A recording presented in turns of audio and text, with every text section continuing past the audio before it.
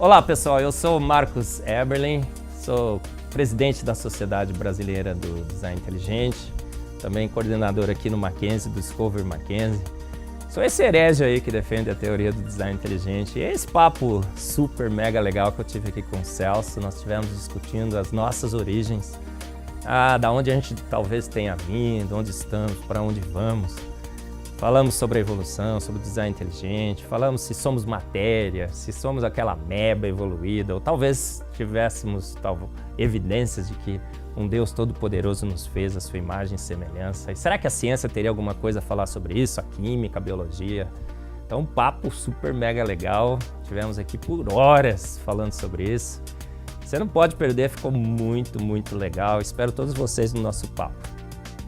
Oi pessoal, bem-vindo ao nosso Slow Talk, mais uma vez, Quem Somos Nós. Se você tiver curiosidade de saber tudo que a gente já fez, vai lá no quemsomosnós.com.br e escolhe a plataforma que você achar mais legal, se é YouTube, se é SoundCloud, se é Spotify, tanto faz. Hoje nós vamos continuar a série sobre teorias que têm contestado o consenso científico do momento e tentado oferecer respostas diferentes aos mistérios do mundo. E nós vamos conversar sobre a teoria do design inteligente. E para falar sobre isso, um professor do Instituto de Química da Unicamp e presidente da Sociedade Brasileira do Design Inteligente, Marcos Eberlin.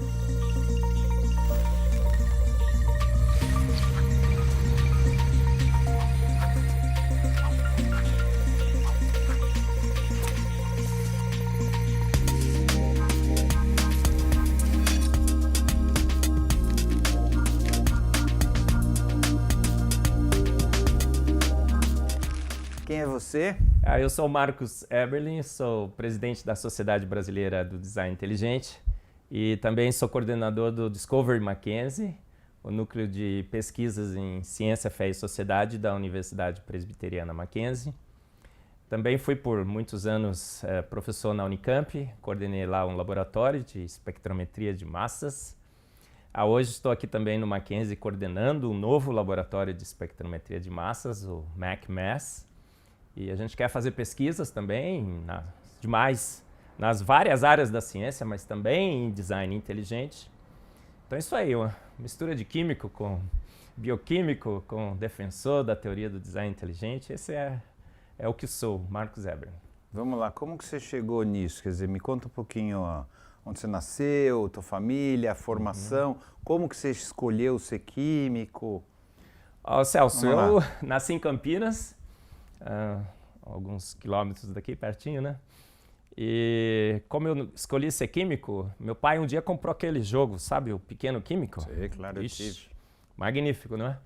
E aí eu me encantei com a química, essa ciência magnífica, né? Que te permite transformar a matéria, diferentes cores, gases. Eu fiquei apaixonado pela química, comecei a estudar no Colégio Técnico, ETCAP, ali em Campinas.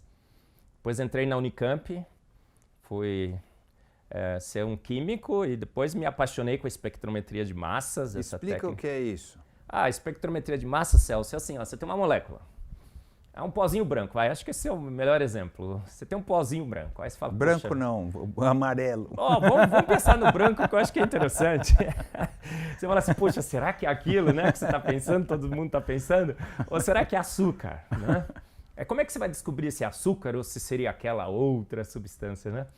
Você pega um pouquinho, coloca no espectrômetro de massas, as moléculas vão voar dentro do seu espectrômetro de massas, você ioniza, transforma em íons, faz passar um campo magnético e determina a massa, determina um espectro de massas. E naquele espectro de massas a resposta é indiscutível. Vai dizer, qual substância é? Falar, é açúcar, não era o que você estava pensando. Entendi. Isso é fundamental, né? Isso. Como uma técnica incrível. Né? Ela é fantástica, ela permite você determinar a estrutura de moléculas nas mais diferentes misturas, de uma forma muito rápida, sensível e seletiva. Inclusive, tem uma filha minha que lançou agora a caneta do câncer, fez um sucesso muito grande por aí, no Domingo Espetacular. Eles fizeram agora, no último domingo, uma reportagem sobre isso. Você chega com a caneta, encosta num tecido, E se é tumor, ele aparece na hora no espectro, no computador. E se é o tecido normal, também. Então, só encostar, tocar com a caneta no tecido, você já tem a É resposta. uma câmera, é isso? É uma caneta que transmite essas moléculas para o espectrômetro. E o espectrômetro caracteriza as moléculas. Ah, tá. É o que a gente chama de biomarcadores. Então, tem biomarcadores para câncer e biomarcadores para o tecido normal. Aham. E na hora, um teste que demoraria, assim, pelo menos 30 minutos, 1 hora, é feito instantaneamente. Então, a técnica Bacana, muito legal. é muito, muito abrangente e poderosa. Em várias áreas. Então vamos lá. E você se formou em química. Sim. Por que você escolheu essa especialidade de espectrografia de massa? Então, olha, Que é um negócio assim, bom, tá bom. O cara já escolheu ser químico. Tá certo que não é muita gente. Eu fiz um pedaço de química na USP. Aí depois você ainda vai e fala, não, agora eu quero me especializar nisso. Olha só, Celso, eu estava um dia no laboratório, né? E eu queria ser químico orgânico sintético. Sintetizar novas drogas, fármacos, moléculas, uma área extremamente importante. Mas aí chegou um professor amigo meu e falou assim, Marcos, não vai para química orgânica sintética, não. Faça a espectrometria de massas, que é a química do futuro. E eu acreditei nele, olha só, foi assim, realmente... Você deve a ele, então, isso? Eu devo a ele, porque eu digo que ele foi uma previsão profética. Porque na época a espectrometria de massas era o patinho feio da química, ninguém queria fazer espectrometria de massas. Porque era uma técnica muito pouco importante, tinha a sua importância, era muito limitada. Mas esse professor, ele viu, né? Previu o futuro. E profeticamente falou assim, a técnica do futuro. E eu acreditei nele. Ter fé às vezes é bom, né? Deu certo. E aí, passam-se alguns anos, a espectrometria de massas explode na ciência. Ela começa a trabalhar com proteínas, com biomoléculas, com a vida, começa a detectar tumores, câncer. E hoje as aplicações são as mais variadas possíveis. E fico muito feliz de ter seguido essa indicação profética do professor José Augusto, do Instituto de Química da Unicamp. Tá. E o teu processo, claro, você sempre... Você é religioso? Não, o teu processo de chegar no design inteligente, como foi? Olha, você provavelmente não cresceu. Você cresceu com a ideia do design inteligente? Absolutamente não. Então, qual que foi o teu processo para chegar onde você está? Bom, vou te contar. Olha, minha família é batista desde a Rússia. Meu bisavô na Rússia, ele era católico, ortodoxo. E de repente ele se torna um herege, né? Acho que é uma tradição da família. E ele se converte, se torna um batista e pega todos os seus santos e coloca num saco e põe no lixo. E contaram para os padres. E ele ficou 5 anos na cadeia. Por causa disso? Na Rússia. Por causa de ter posto os santos no lixo. E depois que ele saiu da cadeia, o sistema, né? Todo era muito dependente da igreja. E ele não podia mais pôr os filhos na escola, nem nada. E ele põe sua família num navio e chega aqui no Porto de Santos, vai para Sumaré. Você sabe por que ele escolheu o Brasil, não? Na época eles falavam que o Brasil era o paraíso tropical, essas coisas todas. Acho que para um russo, né? Aquele frio, claro. Ele morava na Sibéria, para você ter uma ideia. Eu acho que para quem mora na Sibéria, né, ver um país tropical foi muito... Dá vontade. E acho que a liberdade também do Brasil atraiu. E aí você vê que hoje tem lá os letos, né, em Sumaré, Nova Odessa, muitos que fugiram dessa perseguição religiosa. Então eu nasci batista, minha família sempre foi batista. Mas quando eu entro na universidade, eu digo que eu sofri eu segui a cegonha de Darwin. Porque eu perguntei para os meus pais científicos, não é? Da onde eu vim? Eles falaram, da cegonha de Darwin, Marcos. Um dia, né, naquela sopa primordial, nasceu a primeira ameba, ela foi evoluindo até dar em você e tudo mais. E eu criei naquilo, porque foi a maior autoridade científica, né, Celso? Na época, que corresponderia a minha mãe falando que eu vim da cegonha, que me disse isso. E eu fui um evolucionista por 35 anos. Um evolucionista teísta, eu pus Deus para guiar o processo, que eu acho que hoje é a coisa mais incoerente possível. Péssima ciência com péssima filosofia, com péssima teologia. Mas eu achava que a evolução era fato, que o Big Bang tinha criado o universo, que Darwin estava correto, e eu achava só que eu punha Deus que lá. Deus estava... Deus tinha guiado o processo. Foi ele que fez isso, o que né? não Ele faz que o menor, começou. O que não faz o menor sentido, né, Celso? Porque se você tem Deus, você não precisa da evolução. Se você tem evolução, você não precisa de Deus. Uma coisa exclui a outra. Isso é muito claro. Mas tem bastante gente que acomoda isso, né? O Big Bang como a criação, não é isso? Eu acho que não assim... Não existe essa... o Papa outro dia disse isso, né, Celso? Olha, o Big Bang não só precisa de Deus, exige Deus. Aí me perguntaram o que ele quis dizer com isso. O Big Bang tem tanto milagre que só Deus para salvar.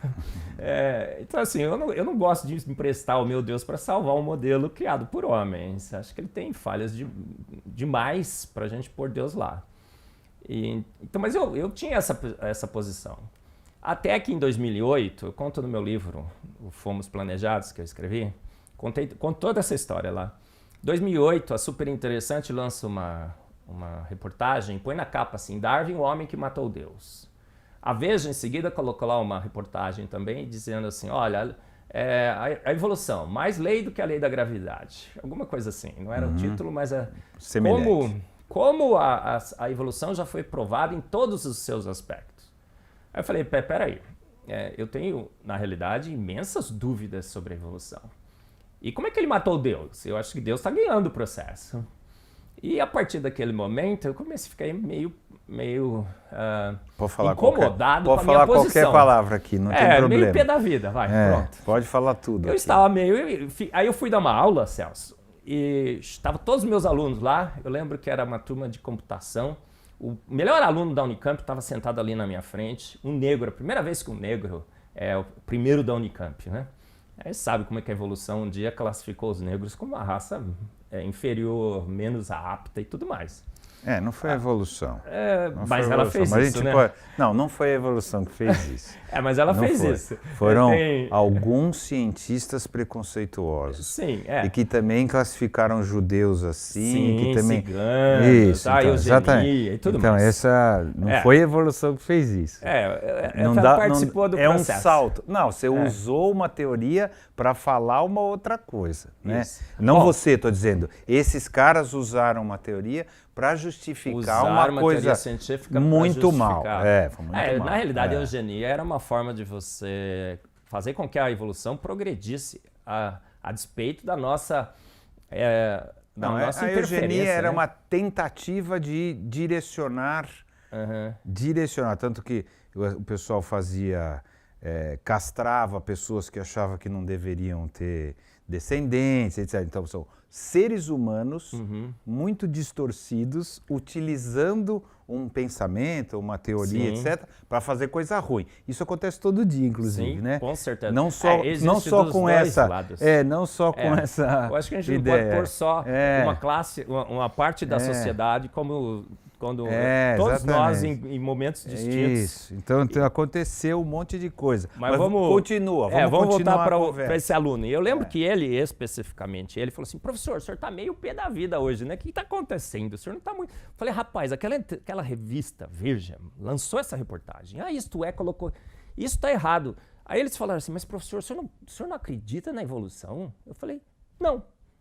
Aí ele falou assim, mas todos os professores da Unicamp creem na evolução. Mas você mudou assim, pum? Não, olha, eu tinha colocado Deus para guiar a evolução. Quando eles falam que Darwin matou Deus, eu comecei a ficar meio... Bravo. Falei, cara, não creio. Você já tinha tido essa conversa, provavelmente, na academia, Sim, não? olha, eu já tinha algumas dúvidas. De alguma maneira, as pessoas já deveriam ter falado... Porque Sim, claro, Celso. A evolução prescinde de Deus, não é que não... Não, Então, não é isso? Eu conheci o debate... Você deve ter tido isso Eu conheci o debate, mas eu não me preocupava com ele. Ah, tá. E eu saía com essa. Alguém me perguntasse, eu sou evolucionista teísta, Deus guiou.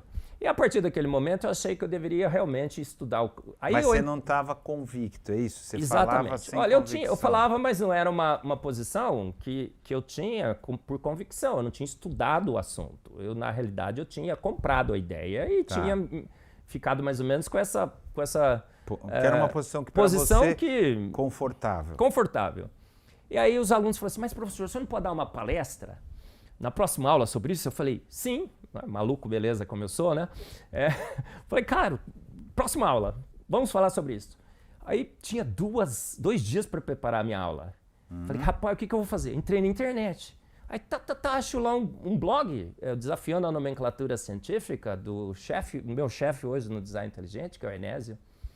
Eu falei, o que é isso, Enésio? Mandei um e-mail para ele. O que é esse negócio de design inteligente que você está falando aí no seu blog? Ele falou, Marcos, você não conhece? É uma teoria científica e tal. Foi aí que eu descobri o design inteligente. Comecei a estudar sobre o design inteligente. Dei a minha palestra em 2 dias, a primeira sobre design inteligente na Unicamp. Foi razoável, né? Razoável para ruim, né? Mas foi razoável. Para 2 dias. Né? 2 dias estava bom. E aí passam-se alguns 2, 3 meses, o Enésio falou assim, Marcos, vai ter aqui em São Paulo, na Universidade Presbiteriana Mackenzie, um simpósio, Darwinismo Hoje, organizado pela universidade, Augusto Nicodemos, que era o chanceler na época, e a gente vai ter lá um debate entre evolucionistas e defensores do design inteligente. A gente está precisando de alguém, você vai participar. Eu falei, meu Mas Deus. Você já estava preparado? Não estava assim? nada, não tinha absolutamente preparo nenhum. Falei, quanto tempo? 1 mês. Falei, pode pôr meu nome. Aí eu tinha 1 mês. Aí eu estudei alguma coisa meio rápido e tal e vim para o debate. Mas é incrível como, apesar de eu nunca ter defendido o design inteligente, nesses anos todos, como químico e bioquímico, você vê muita coisa na vida e no universo que não faz sentido à luz de um processo natural não guiado. E aí foi um sucesso, né? Modéstia à parte, acho que os meus argumentos foram ótimos.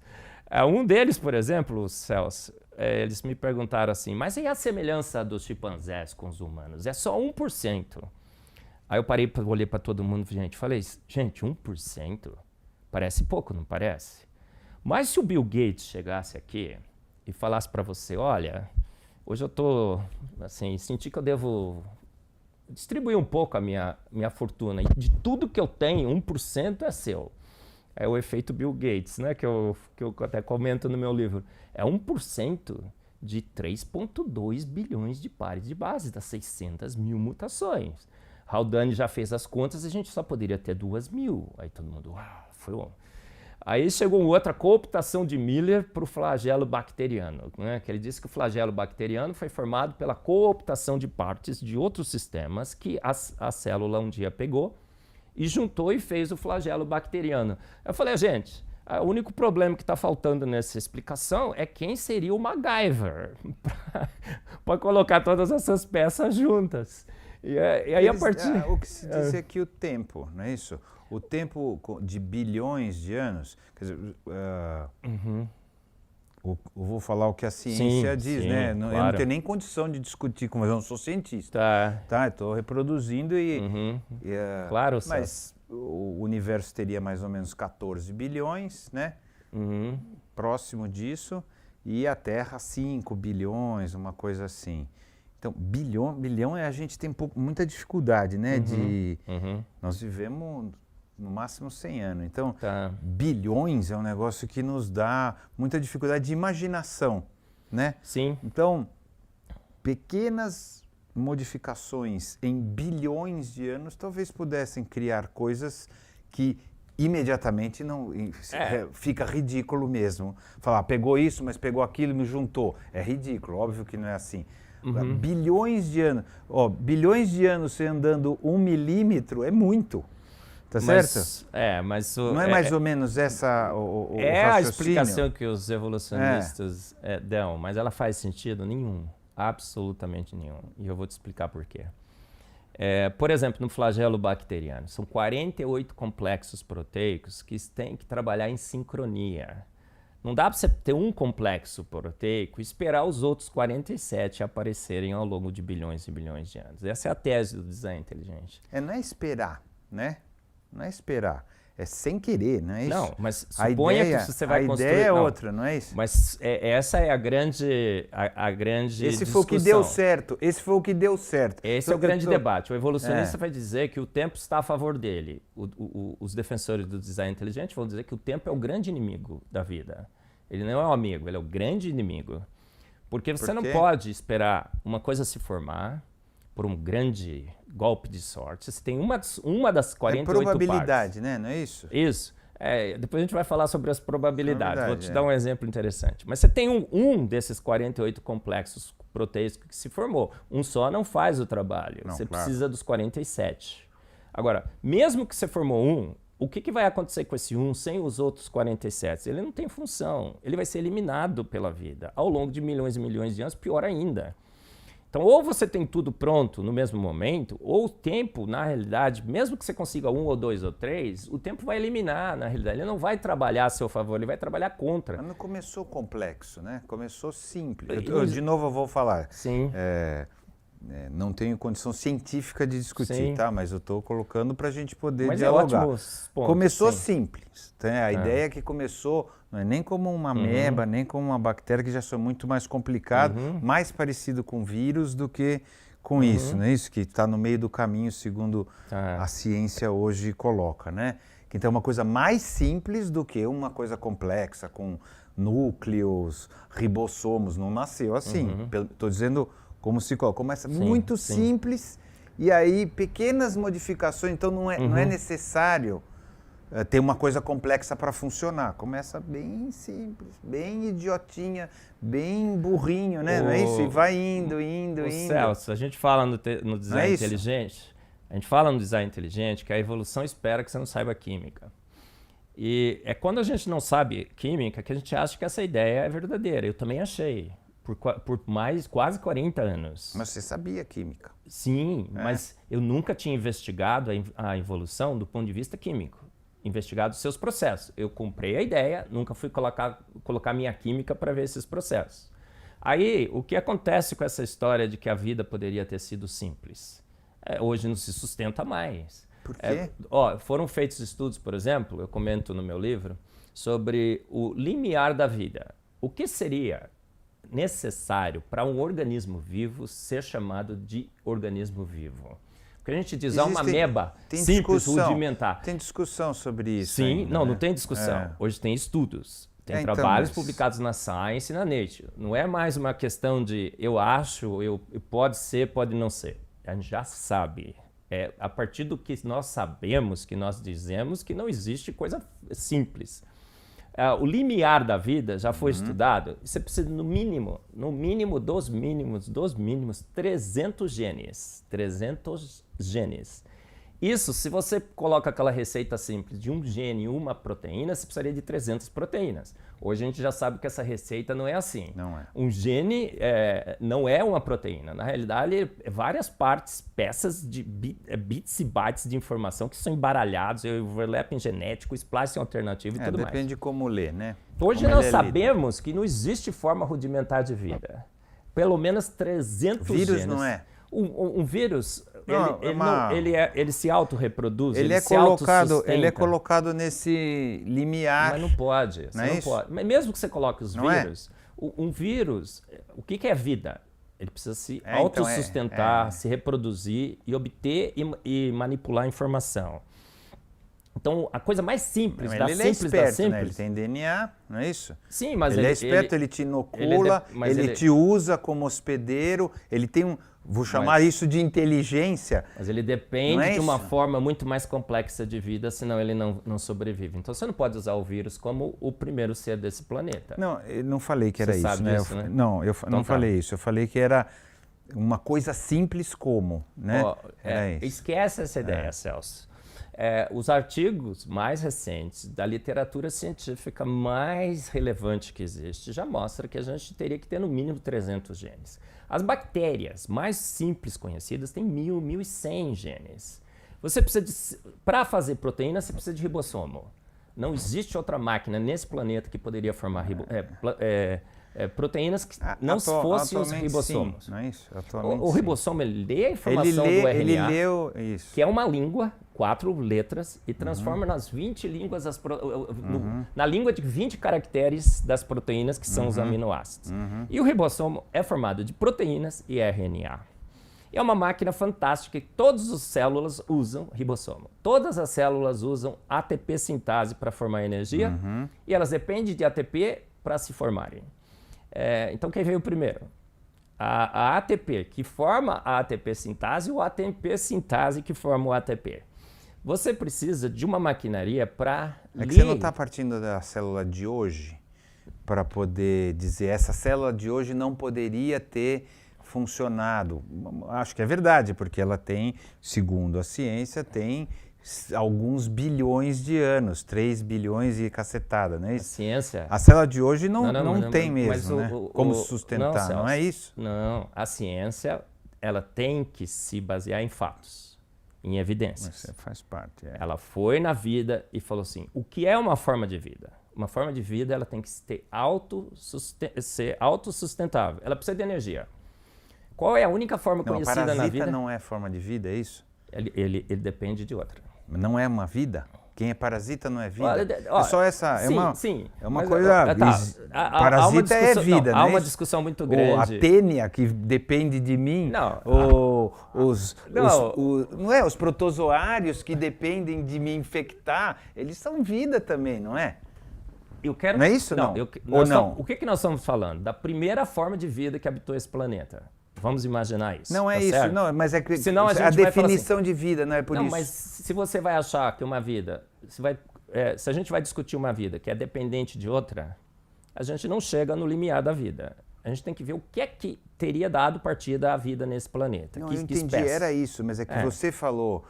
se não é autossustentável, não é vida. Aí eu fiquei na dúvida. Eu falei, então não é essa nenhum vida parasita, que nós estamos falando, nenhum parasita é vida. Não pode ser. Não é esse tipo de vida que nós estamos falando. Foi só isso, foi uma conclusão lógica de uma frase sua. Não é esse tipo de vida que nós estamos falando. Autossustentável, que consegue o seu próprio alimento, a sua própria energia, e que consegue transferir toda a sua informação para o seu descendente. Manipula e transfere essa informação.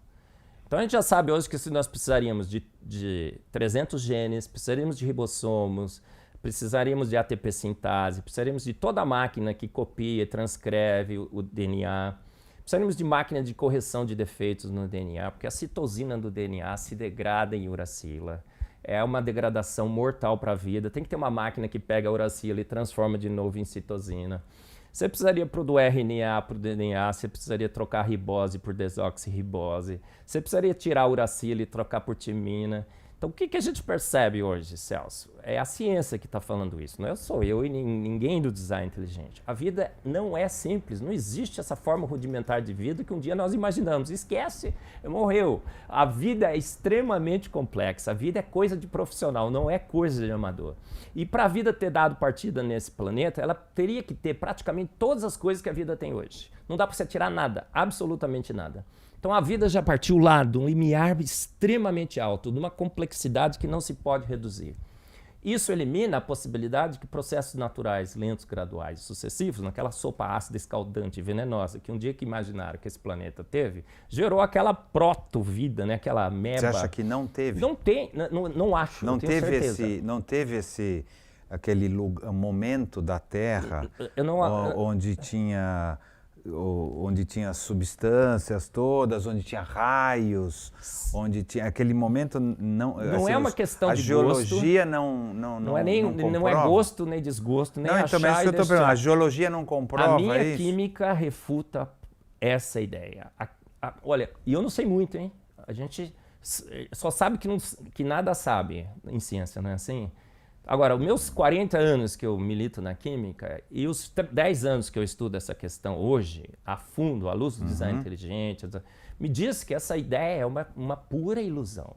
É uma grande ilusão que dia nós tivemos. Eu aprendi na escola que existiram experimentos tentando reproduzir. Magnífico, vamos falar sobre eles. E criou algumas proteínas a partir daí, não é isso? Não é mentira isso, é? É uma mentira, fingiram, tem um livro forjaram. Tem um livro que o Design Inteligente publicou, Jonathan Wells, a gente está traduzindo agora pelo Discover Mackenzie, que chama Zombie Science, a ciência dos mortos-vivos. Como evidências que já foram refutadas completamente pela ciência, ainda aparecem nos nossos livros, textos, como grandes provas da evolução. Então, o experimento que você está falando é o experimento de Stanley Miller, naquela sopa primordial com aquelas descargas. Isso. Tudo que o experimento mostrou é que a evolução não é viável. Ele partiu da atmosfera errada. Tinha oxigênio, ele não pôs. Ele parte de uma... É muito pouco, né? ele partiu de uma atmosfera redutora, a gente sabe hoje porque tinha óxidos nas rochas mais antigas desse planeta que tinha oxigênio. Se você tira o oxigênio, o problema é assim, ó, se ficar o bicho pega, se ficar o bicho come, se correr o bicho pega. Isso. Se você tira o oxigênio, você não tem a camada de ozônio. A camada de ozônio, o ultravioleta destruía a vida nesse planeta. Ele forma alguns aminoácidos, mas ele forma junto aminas e forma ácidos. Então, assim, um aminoácido tem um ácido e uma amina aqui. Vem um aminoácido com a amina, reage, fica um ácido do outro lado, então o fio pode crescer. Se você tem aminas e ácidos no meio, um ácido reage com a amina, a reação está interrompida. A amina reage com o ácido, a reação está interrompida.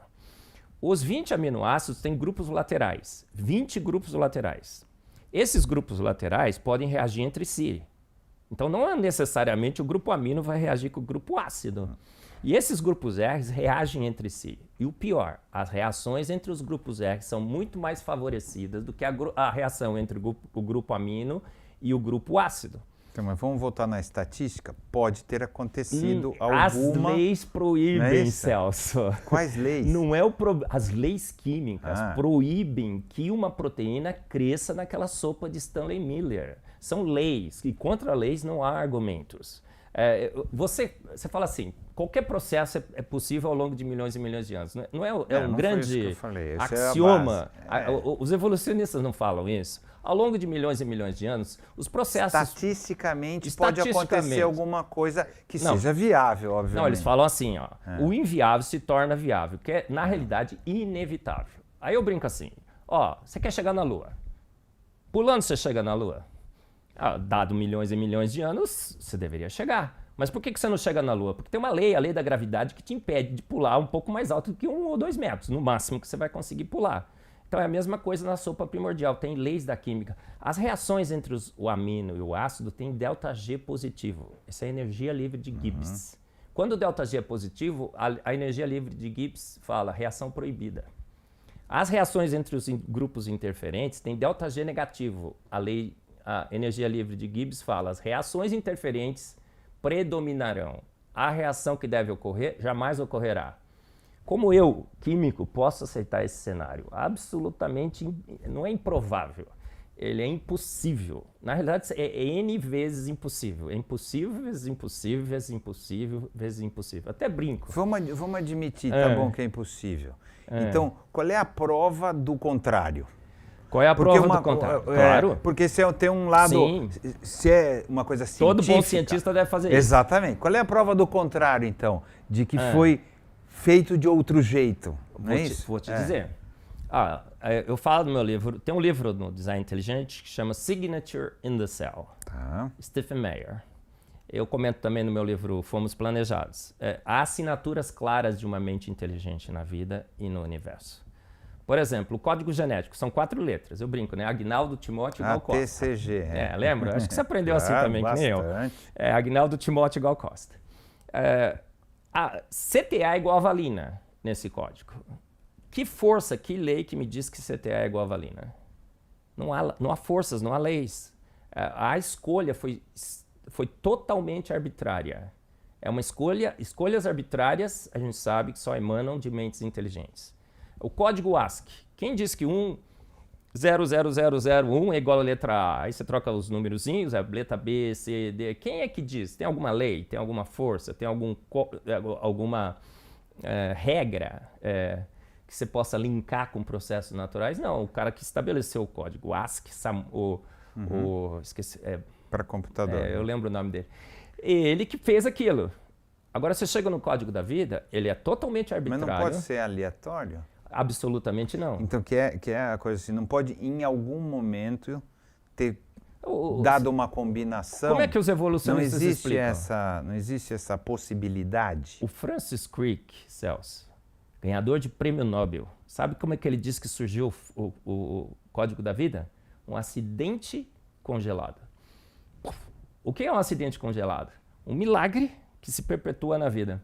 Agora, quem é que para ele fez os milagres? As forças naturais. Acreditar em milagre, tudo bem, mas milagre sem santo já é um pouco difícil, você não acha? O código, ele tem sinais claros de uma mente inteligente. Pior, o código da vida, ele é muitas vezes melhor do que qualquer código conhecido. Ele é muitas vezes melhor que o código ASCII, muito melhor que o código de barra, o QR Code e todos os outros. É o código mais eficiente. Milhões de anos para ser escrito. O cara faz isso em 10 anos, o outro tem milhões, vai ficar melhor. Aí eu vou te fazer uma pergunta. Códigos evoluem? Não sei. Se o código ASCII do seu computador sofrer um bug e trocar a codificação da letra A pela letra X, o que vai acontecer com o seu computador? Não, especificamente assim, se alguém trocar ou se alguém fizer, porque sozinho ele não vai fazer, tá certo? Sim, uma mutação então, pode trocar. Teria que acontecer uma mutação em código mas eletrônico, eu não sei se é possível, os tá códigos certo? há milhões e milhões de anos evoluíram para ser o melhor possível, lembra? Não, é que vai indo assim, ó, vai indo, uma hora pode dar para escrever durante milhões de anos, porque, por exemplo, não tem atualização, eu vou usar o teu exemplo. Por uma mente inteligente. Não tem atualização? Sim. Então, tem atualização. O Bill Gates mas pode acontecer. Milhares de mentes extremamente inteligentes para fazer isso. E mesmo quando faz, toda a tua atualização tem que ficar fazendo reparos. Olha só, então, mas mentes não pode acontecer que combinações... Porque, de novo, vou voltar sempre para a estatística. Eu não sou o melhor estatístico do mundo, não é isso, né? Mas, assim, você pode... Existem probabilidades de acontecer combinações que aquela deu certo. E todas as outras em volta não deram. Existe isso, tá certo? Ou não é loucura. É o Frozen isso. Accident. Não é matematicamente impossível. Mas pensa, então não é isso? Eu vou te dar essa. Ou tô errado? Eu vou te dar esse benefício de um grande acidente. Não para mim, não dê para mim. Não, eu para tô quem? Dizendo, pro raciocínio. Vou dar né? para os evolucionistas isso, pro raciocínio, esse benefício. Que é, tenta, mais ou menos isso. Meio sem um propósito. Você não pode tentar tá com códigos. Ou o código funciona ou ele não funciona. Então, o que não funciona morre. O que funciona dá certo, funcionou. não é isso? Agora, imagina que ele vai ser o melhor de todos os códigos. O melhor de todos os códigos, só se ele tivesse evoluído. Códigos evoluem e não evoluem. Por isso que o Francis Crick chamou de um Frozen Accident. Tem que se congelar. Porque à medida que você estabelece um código para operar a vida, esse código não pode mudar mais. Por isso que o código é universal. Você tem um código só. Tem umas versões um pouco mais simplificadas? Tem, mas parece que foram por degradação, não por melhora. O código, então, é o melhor de todos os códigos. Quando você vai ver o código do RNA e do DNA, eles são diferentes. O DNA usa timina e o RNA usa... troca uma. Uma. Por que troca trocou? Uma letra. Por que trocou essa letra? Você pergunta para os professores de bioquímica e tudo mais, normalmente ninguém nem sabe. Por quê? Porque não é um assunto que se gosta de discutir. O pessoal não gosta de discutir. Por quê? Porque descobriu-se que no DNA, a citosina, que é uma letra da... C, que liga com o A. O Gal Costa, né? O C. A, T, C... Não, liga com o G. Com o tempo, degrada em uracila. Então, o DNA não poderia usar uracila, mas o RNA usa uracila. E dizem que o mundo surgiu no mundo do RNA. Não faz o menor sentido, porque se o DNA começasse a usar uracila, o código estaria destruído para o DNA, porque a citosina se transforma em uracila. Então, uma degradação criaria uma letra do código. Olha o que acontece com o DNA, então. Parece que alguém muito inteligente, percebendo esse problema, não usou uracila, usa timina. Timina só marcadinho com uma metila numa posição praticamente silenciosa do anel. Quando essa degradação ocorre, passa uma maquinaria no DNA, reconhecendo as uracilas. Pega essa uracila, faz o quê? Transforma de novo em timina, em citosina. Então, qual é a minha conclusão como ser racional? Por que ele vai fazer essa complicação toda, seja qual for essa inteligência? Por que para criar a vida vai fazer tão complicado, então? Que ia virar o outro, que ia virar o outro. Já que eu estou inventando, por que eu vou inventar complicado? Você entende o que eu estou falando? Não, mas por que eu vou inventar um negócio? Que ele vai fazer... então eu vou criar um outro um adendo para não degradar e pronto. Mas, Celso, você está entrando agora em aspectos filosóficos. Não, mas não é uma coisa inteligente. Não, você está querendo dizer como que ele deveria fazer. E você acha que você deveria... É uma pergunta, que ele deveria fazer diferente, só isso. Se é inteligente, por que criaria tanta complicação? Eu digo que ele é exibido e exagerado. exibido porque ele gosta de fazer essas coisas. Ele gosta de mostrar que é ele que tem o poder e ele que tem a capacidade. Na sua visão é para isso? Na minha visão é assim. Agora eu não sei, eu vou chegar para ele e que pode degradar certo. E pode eu tava certo. Por que você fez esse negócio aí? Ele falou assim, porque eu gosto de tirar uma. Eu gosto de mostrar que eu sei fazer e eu tenho poder para fazer essas coisas. Olha, ele poderia ter eliminado... Vaidoso? Ele... É um deus vaidoso? Não sei, pode ser. Eu acho que talvez ele seja. Eu não sei, é uma questão teológica, certo? Claro. Você está pondo vaidade em Deus, tudo bem. Não, eu não estou. Você que está falando que ele falou que quer mostrar poder. Não, ele gosta de demonstrar que é ele que tem o poder. Aí, do ponto de vista teológico, a gente sabe que a nossa fé é muito pequena. A Bíblia diz que é menor que o tamanho de um grão de mostarda. Então, talvez ele quis deixar assinaturas muito claras. Porque tem uma passagem na Bíblia que diz assim, nós somos indesculpáveis, Celso. A gente vai chegar perante ele... Quer dizer o quê? Chegar perante ele e vai falar assim, nunca te vi. Ele fala, você nunca me viu? Você pôs o dedo na tomada, não pôs? Esse é o... Conversa. É a minha conversa, Estamos lá que eu acho que a gente vai ter um dia. Você pôs o dedo na tomada, não pôs? Pá, levou um choque, não levou? Levei. Passou a crer no elétron. Você viu o elétron alguma vez? Não, mas as evidências que ele existiam estavam lá, não estavam? Rapaz, você foi eletrocutado pelas minhas evidências? E não crê em mim? Então é mais ou menos assim, eu acho que vai ser a conversa. E eu acho que todas essas coisas, por isso que o livro fala signature in the cell, assinaturas claras de um ser inteligente que fez como ele achou que deveria fazer. Agora, questionar, sabe, se ele fez de uma forma que eu acho que ele deveria ter feito. Eu entendo. Tem gente que fala assim, já que eu vou fazer, porque eu vou fazer complicado. O pessoal fala assim, tem bad designs na vida. Olha, eu acho que a vida deveria ser assim, a posição desse órgão em relação àquele deveria ser diferente e tudo mais. Não, tem tiração de sarro, que o caroço do abacate é muito grande, já que você vai fazer, faz menor e tal. Tem um monte de brincadeiras. Já que tem um cara que vai fazer, por que ele fez desse jeito? Posso só dar um exemplo nisso? Claro. Outro dia o professor, eu fui num debate, né, Celso? E o professor falou assim, olha, Marcos, não sei por que você crê no design inteligente, porque olha o olho humano, tá mal feito. A nossa retina é invertida. O filamento passa pela retina, nós temos 2 pontos cegos nos nossos olhos. Eu faria muito melhor. Olha só. Não, eu entendo. Você o que entende? Você tá querendo dizer. Nós nos Mas colocamos... tem defeito mesmo, né? Não. Tem defeito de construção. Deixa eu te contar a história. Olha, o cara achando... Eu falei assim, nossa, você é muito bom, você acha que você faria melhor. Então vamos dar uma olhada nos dados científicos mais recentes. Você não está seguindo a literatura científica. Falei, a retina invertida, que você acha que é um problema, porque os receptores ópticos ficam na frente da fiação, é um problema? Não, hoje a gente sabe, descobrimos, que na realidade a retina invertida, Celso, é uma grande estratégia de proteção dos nossos receptores ópticos contra excesso de luz. Os cefalópodes, os polvos, não tem. Por quê? Porque tem pouca luz lá.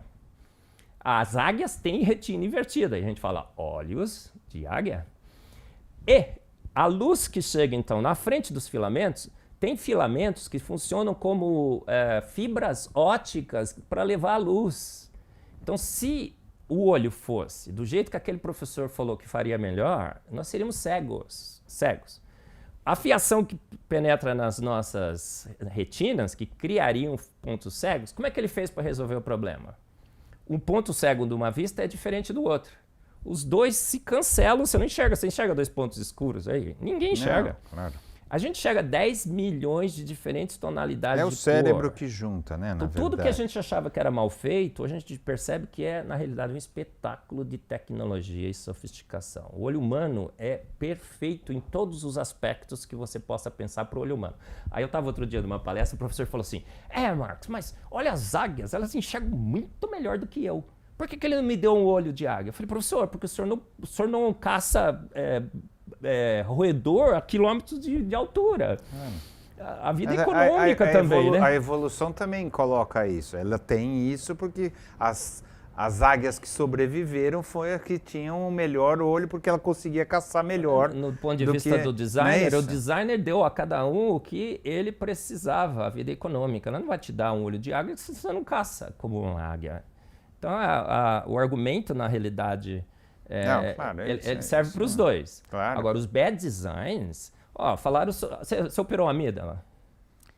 Eu operei quando era criança. Eu, quando era criança, também queria operar. Porque era normal, né? Porque, olha só, o meu amigo, o meu colega, o garoto falou assim, Marcos, eu operei a amígdala, vou ficar 1 ano chupando sorvete. Não chupava sorvete por 1 ano? Aí eu cheguei pra minha mãe e falei assim, mãe, eu quero operar também. Aí minha mãe virou pra mim, Celso, falou assim, Marcos, nós somos pobres. Eu não tenho dinheiro para pagar, porque era particular. É que benção ser pobre de vez em quando, não é? É uma benção. Depende, né? Por quê? Porque eu não operei a amígdala. Hoje ninguém mais opera a amígdala. Por causa da proteção, obviamente. Baseados numa teoria equivocada, nós achávamos que a nossa amígdala era vestigial. Hoje a gente sabe que é proteção. Não se sabia a função, achava que era sem função, não é isso? O apêndice. Então foi um erro. Então, mas de novo, é um erro da nossa compreensão, não é isso? Sobre uma teoria equivocada. Mas não é a evolução que fez isso, tá certo? Não é a teoria da evolução que fez tirar a amígdala. A amígdala era um órgão vestigial. Era uma história assim, nós não compreendíamos a função dela, não é isso? Mas era essa, nós que eu digo a ciência, né? Segundo a luz da evolução, isso era para ser arrancado, era para ser tirado. O apêndice. Não é que era para ser arrancado. Poderia. Isso. A falta de conhecimento diria que, bom, então, já que a gente não sabe para que serve e não conhece para que serve, isso é uma ignorância. Já que eu não conheço, então eu, né? Isso a gente pode até dizer, mas de novo, é do ser humano, isso, né? É um dos critérios de você avaliar as teorias científicas. Elas têm que fazer boas previsões, certo? E as previsões da evolução? Equivocadas. Os órgãos vestigiais, previsões equivocadas. Os bad designs, previsões equivocadas. Disseram que o nosso DNA estava entupido de 98% de lixo. O junk DNA. Já ouviu falar sobre isso? Já, várias vezes. Mas era falta de tecnologia para perceber. Agora a gente tem tecnologia para ver que não é isso. Sim, mas falaram Mas não tinha tecnologia. A gente não conseguia enxergar. Mas esse não é o argumento. Não, não concordo. Olha só. Mas não é que agora que enxerga fala, não, sim, eu não concordo com isso, mas vamos à luz dos dois. Porque a tecnologia não é isso? Ela também não vai nos permitindo perceber mais? E ao percebermos, a gente pode optar pela melhor teoria científica, não é? É isso mesmo. Então a evolução falou assim, como é que a evolução se dá? Duplicações gênicas de genes. A mutação está agindo. Algumas dão certo. Dá um errinho. Algumas dão certo. Isso. As que não deram certo ficaram lá entupindo o nosso código genético. A gente tem o lixo por causa disso. E eles falaram assim, que designer inteligente colocaria 98% de lixo no nosso DNA, certo? Muito bem. É uma boa maneira de você testar as duas teorias. Passou-se o tempo, não é mais assim, o projeto Genoma terminou, o Encode Mando e tudo mais, e descobrimos o splicing alternativo, o overlapping genético. O lixo não é mais lixo, ele é meta-informação, é informação de como usar a informação. Então, qual é a conclusão que nós devemos chegar? O processo de duplicações gênicas e mutação faliu, furou. E o designer inteligente... Ele não furou. Assim, você está pulando daqui para cá, não está? Assim, o fato da gente... Você está descortinando aos poucos as coisas, não quer dizer que faliu. O fato da gente não conhecer tudo, e esse é o começo de qualquer ciência, tá certo? E saber que a gente não conhece tudo, não é? Você mesmo falou isso e eu concordo. Não. O fato de você ir aos poucos e falar, não, realmente eu enxergava até aqui, agora eu estou enxergando até ali. Então eu consigo mudar a minha...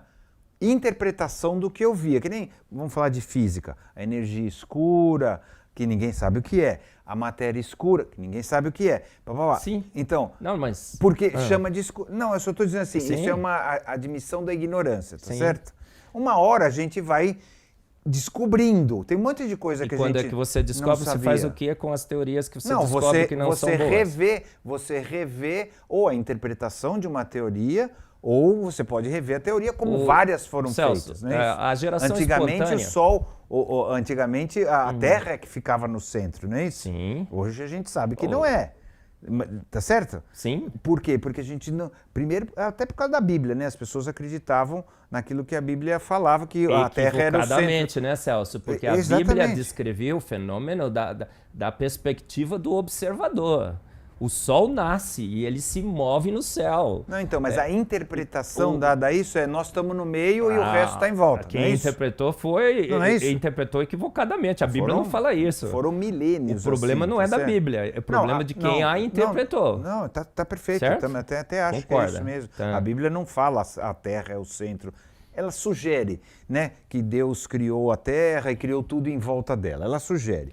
Ela não fala, mas ela sugere e você sabe que sugere. Então eu poderia interpretar assim.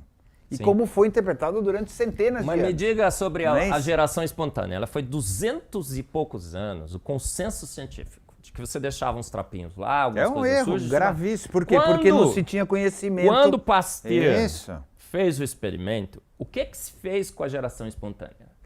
Esperou-se mais 150 anos para você obter dados novos que talvez salvassem a teoria da geração espontânea? Não, em ciência não se faz isso.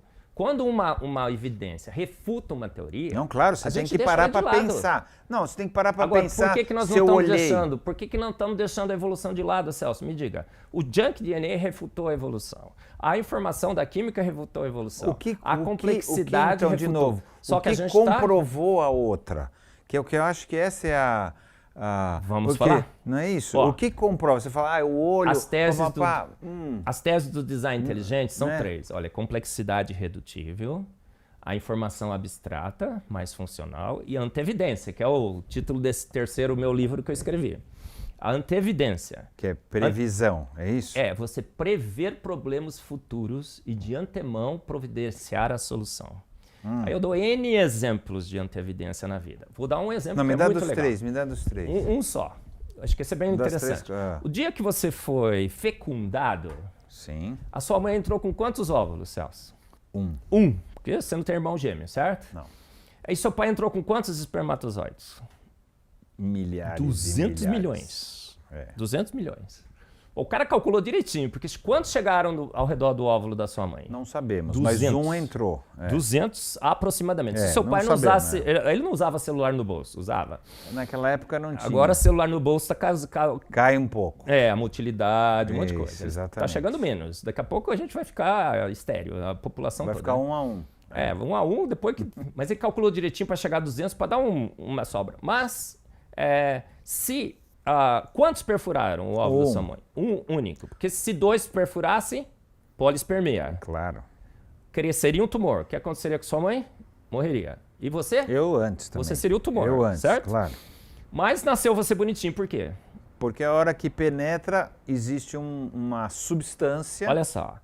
O espermatozoide chega, tem 2 senhas. Tem 2 proteínas de reconhecimento. São 2. É como ele fala assim, qual é a senha? O óvulo pergunta, qual é a senha? Ele fala, a senha é essa. Mostra a íris agora. Ele mostra a íris.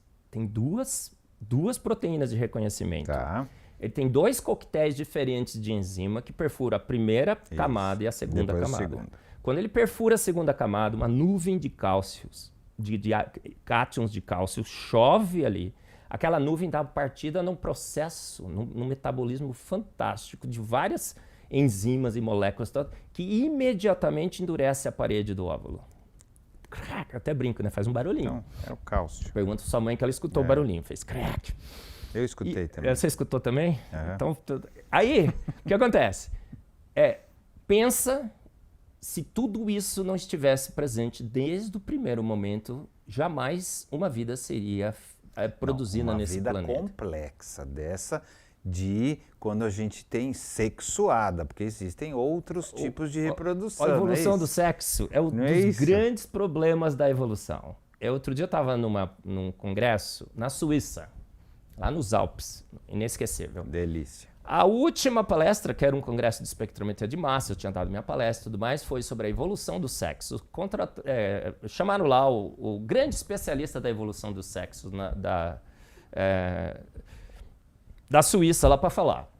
Celso, ele ficou 70% da palestra dizendo os grandes problemas que a evolução tem sobre a evolução do sexo. Nos últimos 30% ele ficou tentando nos enganar. Ele ficou falando um monte de coisa que não fazia o menor sentido. E acabou a palestra. Por que ele fez isso? Porque os evolucionistas não têm a menor ideia de como o sexo poderia ter evoluído. Não há a menor ideia de como o sexo pode ter evoluído, como a fala humana evoluiu. Você aprendeu a falar com quem? Com a sua mãe. Com seu pai não foi, né? Porque senão você falava assim, sim, não, né? Quem foi a primeira mulher que ensinou seu primeiro filho a falar, se ela não teve uma mãe que lhe ensinou a falar? E a gente tem que falar entre 3 a 5 anos, senão você nunca mais assim. É que você parte do pressuposto assim, foi criado como é, então tem que ser assim. Celso. Agora, se veio vindo aos pouquinhos, primeiro não falava, fazia provavelmente fazia uns barulhos. Você tem humanos que falam, não é isso? Não. Você tá tentando jogar isso para trás, seu problema é para trás. Nós temos humanos que falam. Como nós chegamos aqui. Eu tô falando dos fatos. Nós temos humanos que falam, não temos? Você tem que explicar a fala dos humanos, não tem? Sim, mas isso a gente não apareceu assim agora. A gente está aqui há um tempão. Não, mas não adianta você tentar jogar seu problema para milhões e milhões de anos atrás. O problema um dia vai ocorrer. É o apelo ao tempo. Sabe o que o tempo não, mas pensa bem. Quando você fala assim, só vamos pensar em agora. Mas eu não consigo pensar em agora. Eu tive tataravô. Eu tive, né? Os animais falam. A humanidade não falam. Eles precisariam falar? Não sei.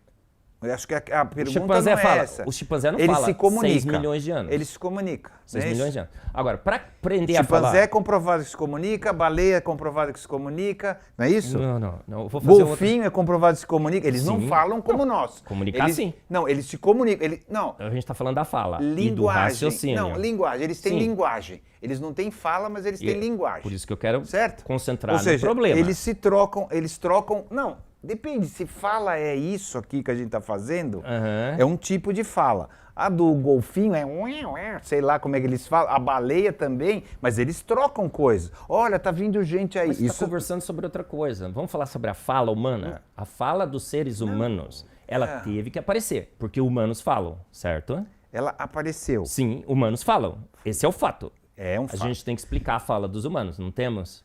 Não dá para imaginar que um ser rudimentar evoluiu. Por quê? Porque a gente vai ter que chegar no momento em que humanos precisarão falar, certo? Fazem um barulho primeiro e depois... sim, em algum momento esse barulho começa a ter sentido. Faz sentido essa sua ideia? Não faz. Por quê? Não é minha ideia. Você vai regredindo todas as línguas desse mundo. Todas as línguas. O que vai acontecendo? Elas vão convergindo para quê? Latim, grego e hebraico. Na realidade, então, a primeira língua talvez foi uma língua tão sofisticada ou mais sofisticada do que o grego e o hebraico. Então, os primeiros seres humanos... Por quê? Eu não entendi. Por quê? O pessoal que estuda linguística e tudo mais vai fazendo assim, olha, parece que todas foram derivadas de grego, latim e hebraico. Não tinha antes? Uma vez eu fui num congresso e eles estavam discutindo isso. Todas se regride para uma língua extremamente complexa, com conjugação verbal e tudo mais. Está ficando cada vez mais simples a nossa linguagem, né? Nós falamos voz mecê, agora fala você, fala C, agora no WhatsApp você coloca um Czinho, né? Você vai. Você volta para trás, é uma língua complexa. Se você não aprende a falar entre 3 a 5 anos, você jamais vai falar.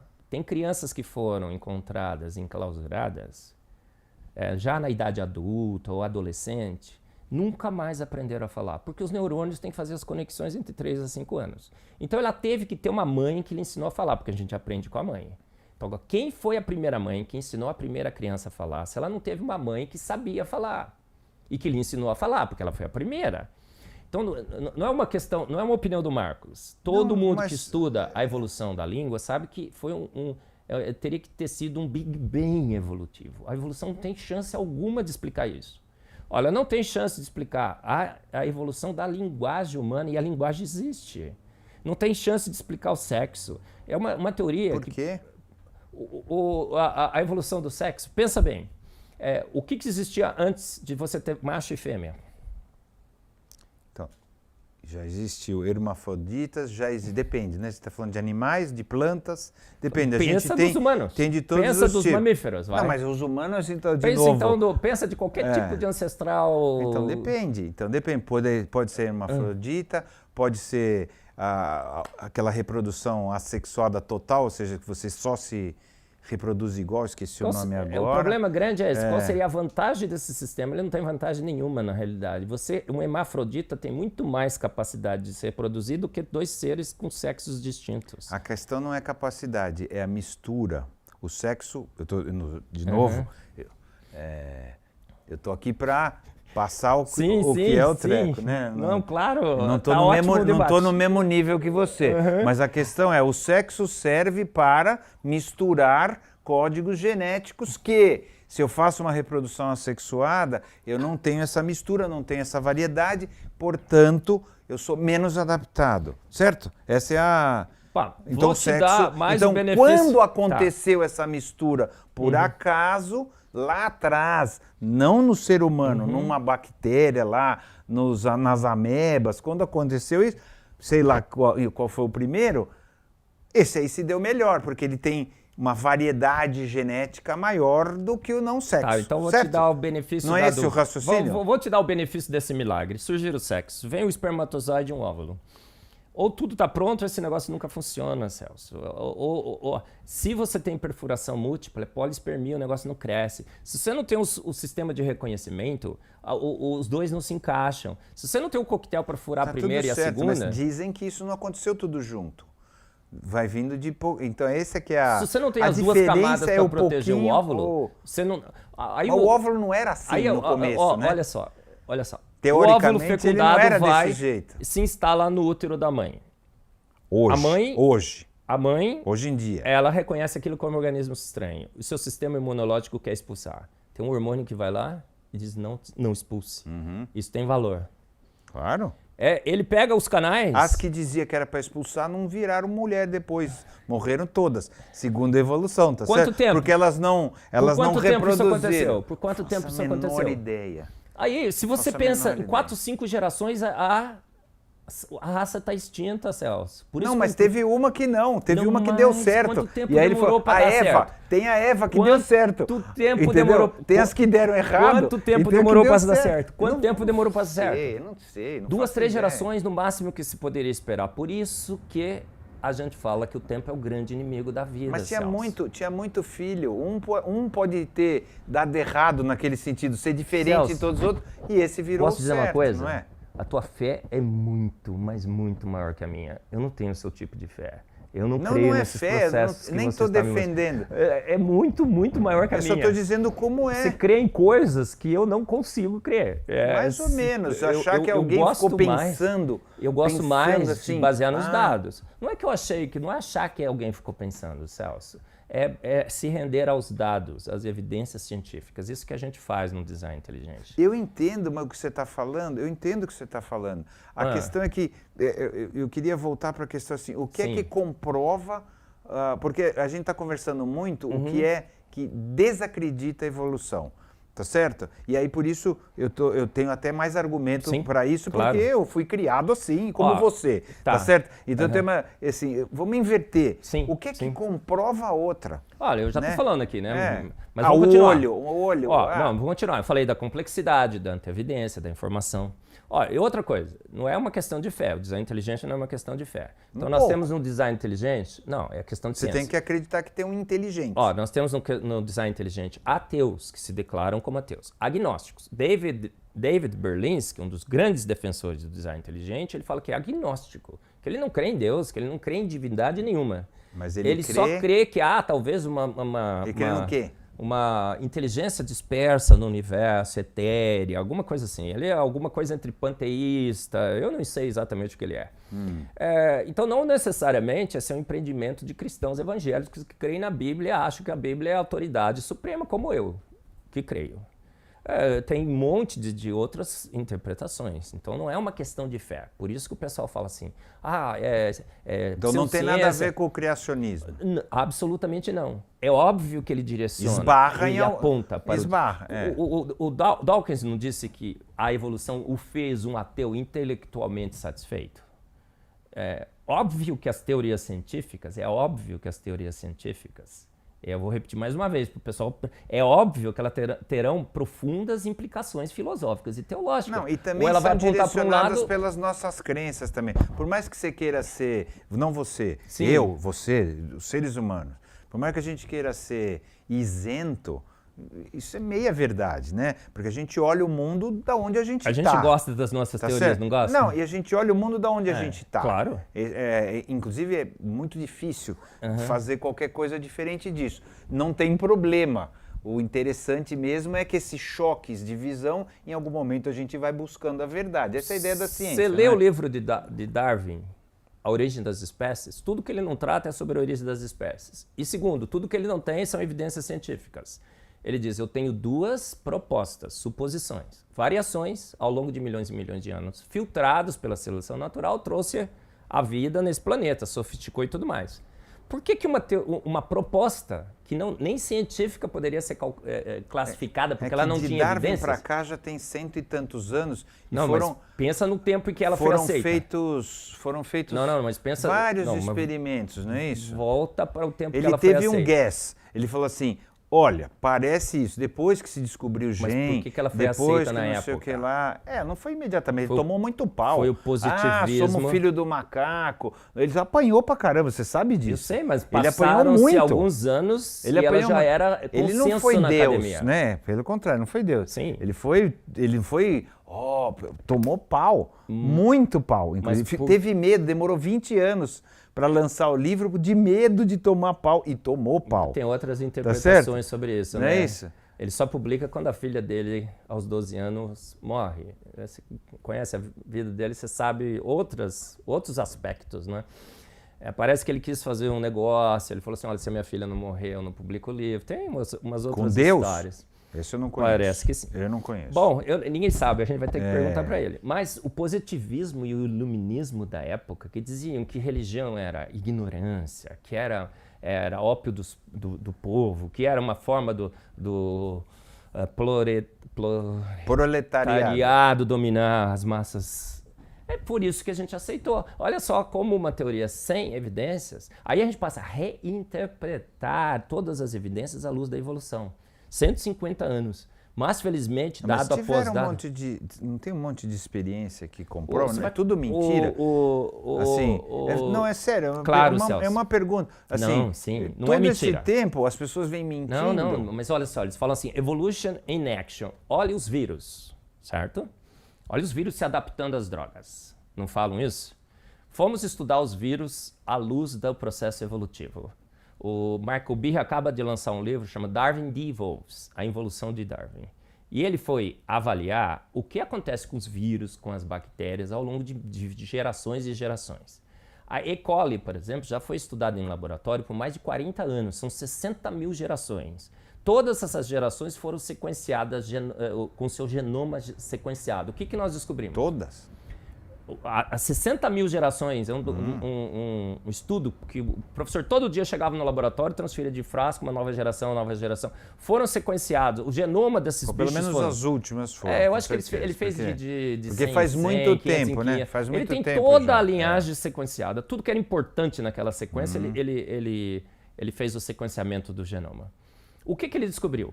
As mutações... 99% das mutações que elas sofreram eram deletérias. E aquele 1% de mutações que causaram algum benefício também eram deletérias.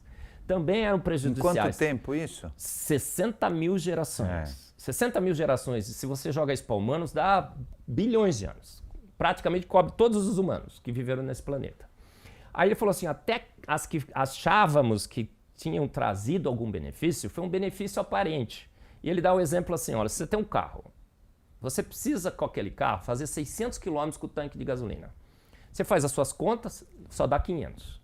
Mas você precisa chegar lá, é uma questão de vida ou morte. O que você faz com o seu carro? Você tira os bancos, você tira o step, você arranca as portas, tudo. Você vai lá só com o banco do motorista e vai dirigindo. Você vai chegar lá, 600. Então foi uma mutação que causou danos para o seu carro. Mas naquele momento, naquela situação, trouxe um benefício. Mas, ao longo do tempo, esse benefício vai cobrar o seu preço. Quando chover, você vai estar sem teto. Quando você precisar, eu brinco, né? Quando você precisar transportar a sogra, também você já vai ter o banco extra. Então, mais um benefício. Isso é benefício, E aí, é isso que aconteceu na vida. Aquelas bactérias que tiveram uma vantagem, durante aqueles 60 mil gerações, foram por degradação. Por isso que ele fala Darwin Evolves. Eu entendi. A única coisa que acontece nesse planeta... Mas a questão é que ele dizia o que era benefício ou não, não é isso? E dentro desse raciocínio, a gente não sabe o que é benefício ou não, porque é o ambiente, a pressão ambiental daquele momento, daquela situação. Uma coisa que hoje é um defeito pode virar um benefício. Certo, não é isso? Você colocaria a sua vida... Não é isso? Você depositaria a sua vida num processo desse para transformar uma bactéria, um micróbio numa microbiologista? Me diga.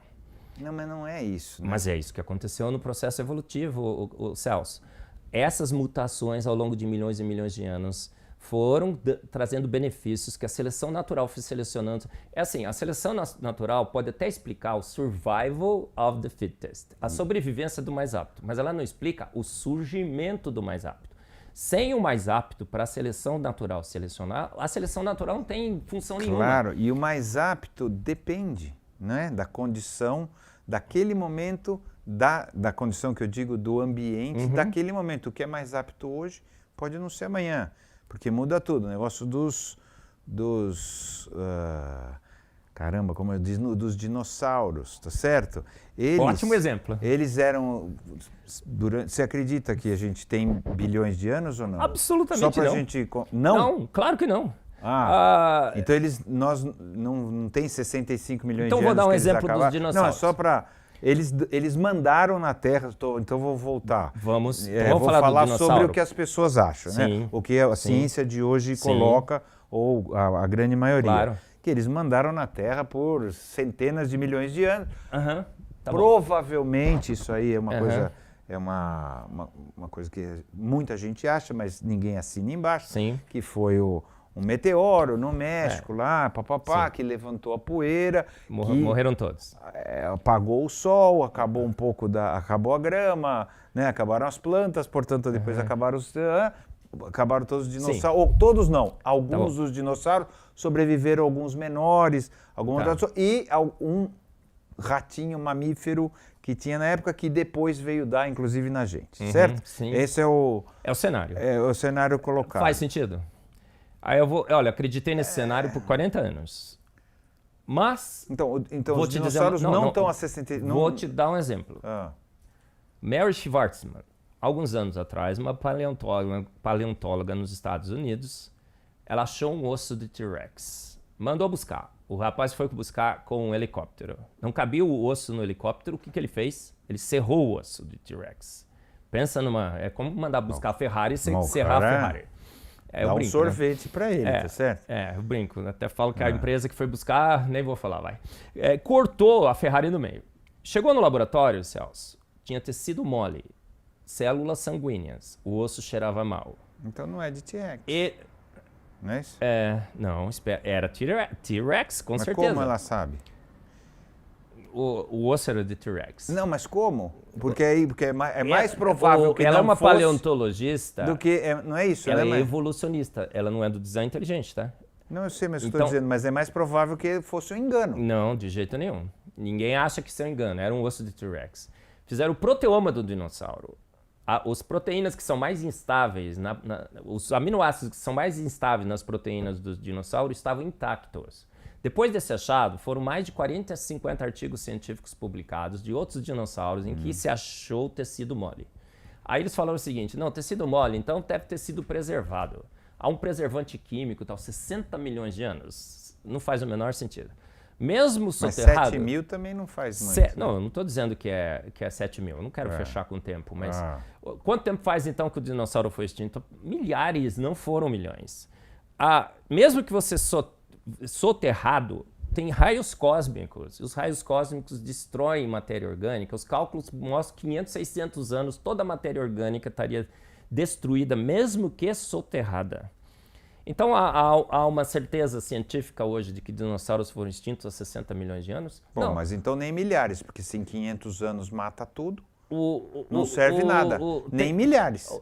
Nem milhares, nem milhões. Outro dia eu estava assistindo um documentário. Estava assistindo um documentário no Discovery. Não é certo ou não? Sim. Me responde. Olha, vou te dizer então outra também coisa. não é milhares. Estava Então assistindo são um documentário. menos de 500 anos tinha O Selacanto. tinha T-Rex? Não tinha. O Selacanto estava extinto há 200 milhões de anos atrás. 200 milhões de anos Acharam atrás. um agora, né? Acharam fóssil vivo. É. E o Selacanto era apresentado nos livros de biologia como o nosso tataravô, meu e seu. A patinha mutante que tinha se porque ninguém tinha transformado. achado mais. Ninguém tinha achado mais, depois acharam um vivo. Pode acontecer.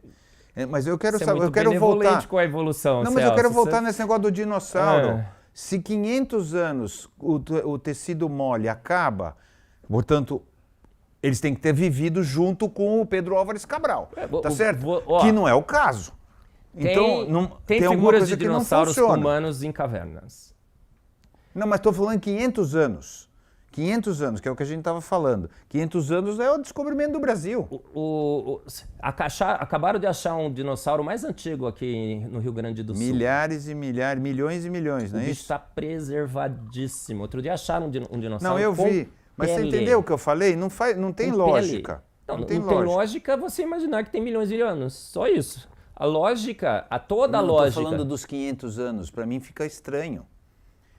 É o que Fica os estranho. dados mostram. O tecido orgânico. Então não deveria estar. soterrado. Ou então não é de T-Rex. Só tem essas duas coisas. Tem mais de 30 achados. Ou tinha Tiranossauro Rex junto com o Pedro Álvares Cabral, ou aquele. Essa é uma boa refutação. Ué. Eu nunca vi alguém refutar dizendo que não é T-Rex. Não, mas isso pensa bem. Esse é um desespero Não é isso. desesperado. Não, O mas Celso pensa bem. Era T-Rex. Então ele estava convivendo com o Pedro Álvares Cabral? Que é 500 anos. Depois de 500 anos não tem tecido mole. Eu tô acreditando. Deixa eu te falar uma coisa. Eu estou acreditando no que você falou. Tem relatos né? na literatura chinesa. A partir chinesa. daí eu estou tirando uma lógica. Tem relatos na literatura chinesa de animais que eles guardavam em cavernas. E você vê o relato, é de um dinossauro. Não, eu sei, mas me explica isso aqui, dos 500 anos. Eu não sei se tinha de dinossauro no Brasil, mas em alguns pontos do planeta, no Brasil talvez na tinha, China, no Brasil os tinha. últimos dinossauros extintos provavelmente viveram na China. Porque tem relatos de chineses guardando animais nos seus em cavernas que são de dinossauros. Agora, eu estou construindo isso, não, são relatos históricos. Não, eu entendi. Então parece que o dinossauro estava por aí há muito menos tempo até atrás agora, do que então, a gente até imagina. 500 anos atrás. Outro dia eu estava assistindo um documentário no Discovery Channel. O cara estava caçando um bicho, acho que era na Indonésia. E os índios estavam falando, o bicho é assim, assim, assim. Ele não é do design inteligente, hein? Criacionista nem nada, é um repórter. Ele liga assim para um paleontólogo e fala, cara, eu tô caçando um bicho assim, assim. Os índios estão contando a história que o bicho é assim, assim, assim. Cada um conta a história um pouco diferente, mas todas coerentes. Então é um relato verdadeiro, porque sabe que estratégia de você testemunho no juiz, se todo mundo fala a mesma coisa, combinou. Se fala diferente, mas coerente, não combinou, é verdadeiro. Sabe, estratégia de... Aí fala, o relato é verdadeiro, e o bicho é assim, assim, assim. Ao vivo e a cores. Ao vivo não, né? Porque foi gravado, mas estava sentado assistindo. Ele falou assim, que bicho é esse que eu tô caçando? O cara falou o seguinte, esse é um dinossauro. Você tá caçando um dinossauro, cara. Aí ele falou, cara, dinossauro morreu há 60 milhões de anos atrás. Aí o paleontólogo do outro lado falou assim, mas o Selacanto viveu, era 200 milhões, o seu tá mais fácil. Aí ele falou assim, vou continuar. No final, ele não acha o bicho. Mas ele falou assim, tava caçando dinossauro aqui. Aí eu acho que o dinossauro está vivo? Acho que não, eles já estão extintos. Mas 60 milhões de anos não faz mais sentido hoje. Parece que foi muito mais recente a extinção dos dinossauros do que a gente imagina. E eles acham que em 60 milhões de anos o dinossauro virou pássaro, adquiriu asas. Não é que adquiriu asas. O que eu compreendo, de novo, sempre com meu... Eu não sou cientista, né, não tenho essa... Mas o que eu compreendo do que eu li a respeito é alguns dinossauros, não os dinossauros, porque dinossauros são muitos, tá certo? Os menorzinhos que sobreviveram a isso e etc, etc, etc, podem ter desenvolvido asas e alguns viraram as aves de hoje, a galinha e tal, que é o que dizem que quando a gente faz o sequenciamento de DNA ou dos RNAs, tá certo? A gente vai buscar lá atrás o mitocondrial, né, quando a gente vai buscar o DNA mitocondrial, que faz sentido que tenha vindo dos dinossauros. Estou reproduzindo de novo, eu não fiz nenhuma experiência sobre isso. Estou reproduzindo sempre o que eu li. Então não é que o Tiranossauro Rex virou ave, não é isso, né? Tem um pulo aí nesse raciocínio, não é esse o raciocínio. No desastre todo, os menorzinhos e tal, acabaram depois alguns desenvolvendo isso. Foi o que sobrou, mais ou menos, Não, é conheço isso? essa história. Não é Mas essa? você precisaria de milhões de anos, certo? Parece que os milhões de anos não estão mais disponíveis. Por quê? Pelos O tecidos geólogos, moles, o tecido mole que mas acharam. esse aí do tecido mole para mim não está indo bem, porque se é 500 anos, eles deveriam estar 500, só dura 500 anos o tecido mole, então eles deveriam estar na Europa, na África, aqui no Brasil, onde tem muitos, na Argentina, no Chile, que tem um monte de coisa de dinossauro, tudo 500 anos atrás, que é a época da colonização. Então deveria ter um monte de dinossauro enquanto tinha os espanhóis chegando e tal. Então isso não bateu, para mim não bateu. Não funciona no tempo, entendeu? Não funciona no tempo não dá, a lógica não dá. Porque se em 500 anos acaba o tecido mole, como é que você acha um de tiranossauro com tecido mole? Então ele estava 500 anos ou menos não, vivo. Distribuído por todo o planeta. Por que Não, você mas quer em algum distribuí-los lugar. por todo o planeta? Não, porque eles estavam, não é isso? Foi Os achado. últimos dinossauros poderiam... Esse pode ter sido um dos últimos dinossauros que acabou Há sendo 500 fossilizado. anos. Ué, nunca tinham achado um com tecido mole, finalmente acharam Então um. então assim, pode ter sido. Eu não entendo qual é o seu problema não, com eles, mas tudo. Não, não tem problema. Sabe? Não, eu tenho. 1500, as pessoas teriam descrito os dinossauros se eles estivessem aí. Tá certo? Ou não? A Bíblia descreve um dinossauro. Não, a Bíblia é antes. Eu estou falando assim, na época do Pedro Álvares Cabral, mas vamos andar. Mas é só para você entender. Não fecha. Talvez não tivesse mais né? na América do Sul. Os últimos, se imagina que estariam na Índia. Pode ser, não sei. Na China. Não sei. Sinceramente, eu não tenho condição de discutir isso, sim. mas não bate para mim o tempo. Eu acho assim, teria algum registro. Esse dogma sagrado dos 60 milhões de anos está sob suspeita, com os achados de tecido mole em dinossauro. Então, eu não sou cientista, mas o dogma do tecido mole de 500 anos, eles não deveriam existir. Alguém deveria ter visto dinossauros e deveria ter registrado, ou Pedro Álvares Cabral, ou qualquer um desses, o Fernão de Magalhães, todos esses caras que navegaram pelo mundo inteiro, ninguém viu. Os chineses reportavam animais muito parecidos com dinossauros. Mas tudo bem, então aí eu vou deixar passar, vamos passar legal. Essa aí. Mas valeu, acho que é boa, é uma boa discussão. Sim. Valeu, vamos passar. Você, uma hora a gente passou, eu perguntei do tempo da Terra, você falou não são milhões, mas você também fala não sei quanto é isso? Olha, o Celso... E não existem estudos geológicos que poderiam determinar isso? Eu vou falar do ponto de vista do design inteligente. O pessoal do design inteligente não fecha questão nenhuma sobre se a Terra é jovem, sobre se seria antiga.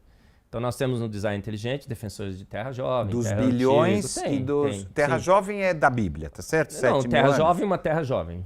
Não sem necessariamente... Sem uma data. Sem datas. Não, só para entender. Cientista... Mas tem gente que coloca que é 7 mil anos, 6 mil anos. Se você interpretar a luz da Bíblia e achar que não teve nenhum pulo Tem gente que coloca assim, não é isso? Tem, claro. Então tem gente que acha que é jovem... Pessoalmente você não se coloca? Não, eu me coloco, vou chegar lá, peraí. Tem gente que acha que a Terra é jovem, tem gente que acha que a Terra é antiga. E todos estão no design inteligente. Por quê? No design inteligente não discute a idade da Terra. Nós discutimos pura e simplesmente a questão maior. A vida é produto de um acidente evolutivo, processos naturais não guiados, ou uma mente inteligente fez o universo, fez a vida, fez tudo. E provavelmente os fez prontos para diversificar e se adaptar. Essa é a grande questão no design inteligente. Por isso que a gente aceita, e tem lá dentro, defensores das mais diferentes posições filosóficas e teológicas. Tem criacionista de terra jovem, criacionista de terra antiga. Tem gente que é... Tem terraplanista? Não sei. Não, Espero que não, mas acho que deve ter. É uma pergunta. A gente não pergunta. Se é terraplanista, se é... Não, sei lá, agora uma terraplanista curiosidade. Tem de tudo quanto é espécie, então você não pode atrelar o design inteligente. Então teve um congresso aí, tinha católico, tinha protestante, tinha ateu, tinha de tudo. Terraplanista é um movimento meio estranho que engloba um monte de gente. Então Não dá para atrelar o design inteligente. Desculpa, eu não estou atrelando, é uma pergunta. Agora, o que acontece em relação à Terra... Por que a gente não discute essas questões? Porque a gente acha que a ciência não tem condições de entrar nesses aspectos e decidir esses aspectos. Do tempo? Inclusive assim, do tempo. Da geológico? Inclusive do tempo. Então, geologia é uma... Há muita dúvida, Celso. A gente ouve dizer por aí que é líquido e certo e absolutamente determinado que a Terra tem bilhões de anos. Eu fui estudar. Eu acho que não. Eu acho que tem muita controvérsia. Eu acho que os dois pontos, os dois lados têm bons argumentos. Eu não estou dizendo que tem um lado está certo, outro lado está errado. Eu acho que os dois têm bons argumentos. A luz da estrela chega aqui em bilhões de anos. É um bom argumento para o universo e uma Terra antiga. Mas aí você vai no topo dos Alpes, tem lá restos de animais marinhos. A erosão come o topo das montanhas, principalmente as mais altas, 4 milímetros por ano. Todas as contas mostram que se isso realmente fosse um processo lento, gradual e sucessivo ao longo de milhões e milhões de anos, todo o topo já teria sido lavado 100 vezes pela erosão. E os restos de animais marinhos estão lá. Mas pode ter existido um mar, não naquele Sim, momento? o mar, essa é a teoria. O mar, lenta, gradual e sucessivamente, ao longo de milhões e milhões de anos, se tornou uma montanha. Mas a erosão estaria comendo durante esses milhões e milhões de anos. Não faz sentido. Você vai embaixo do registro de montanhas, tem registro fóssil. Todas as camadas sedimentares do registro fóssil, tem umas que se deslocam por continentes, né? Quase um país inteiro. Nos Estados Unidos tem essas bacias sedimentares e ela é extremamente fina, ela é extremamente uniforme, não tem nenhum sinal de erosão na superfície. Então há muitos problemas. Isso quer dizer o quê? Significa que esse processo foi muito rápido. Foi uma deposição muito rápida, que talvez tenha ocorrido em poucos anos, não em milhões e milhões como eles assumem. Então o que eu quero dizer sobre a Terra jovem e a Terra antiga é assim, não compra essa ideia e vai achar que isso é uma questão definida. Não é. Há muito embate e debate dentro da própria academia para saber qual que... É óbvio, que os evolucionistas vão dizer é absolutamente certo que a Terra é antiga. Todos os métodos de datação isotópica, não sei o que mais, eles não são mostraram... O carbono 14, aquilo lá não é... Eu sou espectrometrista de massas. Não é válido? São 11 pressupostos na datação com carbono 14. 11 pressupostos. Olha, se, então o método funciona. Qual a chance de 11 pressupostos estar certos contra um pressuposto estar errado? Bom, tem uma conta estatística disso, mas sempre vai existir uma chance, mesmo que mínima. Sim, mas né? a possibilidade de que uma esteja errada é muito maior do que todas as outras. Então, é um método que parte de 11 pressupostos, mede uma quantidade que é 10 a menos 12 da quantidade inicial. Qualquer tipo de contaminação... Não é válido, é isso? Eu não estou dizendo que é válido ou não. Eu estou dizendo que a gente não pode dizer que aquilo lá é um método absoluto, sem nenhuma contestação e que eu possa depositar total e plena confiança sobre ele. Eu não posso. Uma dúvida, quando dá um resultado, é porque passou por esses 11 pressupostos, ou não? Tem um grupo de malucos... Ou não. Tem um grupo de hereges nos Estados Unidos, Celso. Eu gosto muito deles porque eles são hereges mesmo, né? Então, é bom ser herege, né? Ser um pouco fora da caixa, né? Pensar fora da caixa. Eles pegam, às vezes, eles fizeram um teste uma vez, pegaram rochas vulcânicas recém-formadas que deveriam ser recentes. Cortaram em pedacinho e mandaram para todos os laboratórios de datação isotópica radiométrica no mundo. O que aconteceu? Os resultados mais discrepantes possíveis. Um dava 500 milhões, outro dava 1 bilhão, 1 bilhão e meio. Todo mundo, ninguém bateu com ninguém. E eles dizem que aquele método é extremamente exato e preciso. Extremamente exato e preciso dentro daquele laboratório, dentro dos pressupostos que eles trabalham. Mas quando você manda para amostras diferentes, para laboratórios diferentes, dá resultado diferente? Não pode. Então, não, assim, pode dar um intervalo de resultados diferentes, você sabe disso, né? Assim, desde que esse intervalo não seja... Você já viu o intervalo? Não, então, não sei. Igual não pode ser. Mas quando você manda para laboratórios diferentes, dá um resultado totalmente diferente. O Santos Sudário, como foi marcar com carbono 14, cada pedacinho dele dava um valor diferente, não dava? Todo mundo que fazia, deu isso, deu isso. Por quê? Porque eles são desonestos, os que fazem esses métodos? Não, absolutamente honestos. Os pressupostos são bem determinados, são bem estabelecidos, sim. Qual o problema? O problema é que os pressupostos são muitos. E qualquer coisa que possa ter dado errado ali pode estar alterando e a gente não sabe. Então, assim, eu não fecho a questão. Eu não vou dizer que a Terra... Você tem pesando os dois lados sentimento, hoje... sim. O sentimento é que o universo é jovem e a Terra é jovem. O que é jovem? Jovem. Não, eu sei. Milhares de anos. Eu não sei. Ninguém vai conseguir determinar essa idade. Ninguém. Quando fala que o homem... Dá para saber se assim, entre os extremos, jovem e antigo, a gente pode até falar, ó, é jovem. Quanto? Ninguém nunca vai determinar. Porque é extremamente complexo essa datação e pode ter sofrido N variações. O presente é a chave do passado. É o uniformitarismo, é o princípio da ciência. É um bom princípio? Não é. Eu sempre dou exemplo, né? Ó, entra um cara bonitinho aqui. O cara tá todo com um terninho bacana, te dá um currículo lindo, maravilhoso, conversa com você e tal. Você fala, não, eu vou contratar esse cara. Muito legal. É o presente. Você tá vendo todas as evidências, não tá? Ó, bonitinho, tá, não tem nenhuma tatuagem, tá tudo escondido embaixo, né? Tá bacanão assim, né? Depois uma gravata e tal. Você fala, cara, vou contratar esse cara. Aí você pega o currículo dele, nossa, o currículo tá bonito, né? Aí você entra na internet, pô, olha, ele foi preso, era bandido, era isso.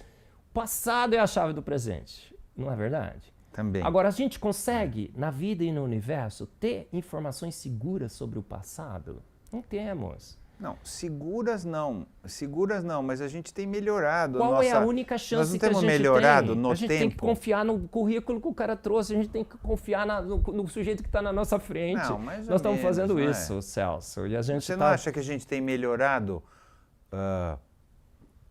desde os gregos? Vamos colocar os gregos como os primeiros caras que tentaram... Absolutamente, eu sou um cientista, eu gosto da ciência, acho que a ciência é magnífica. Então, a gente tem melhorado muito na nossa compreensão. Por isso que hoje a gente opta pelo design inteligente. Certo? Sim.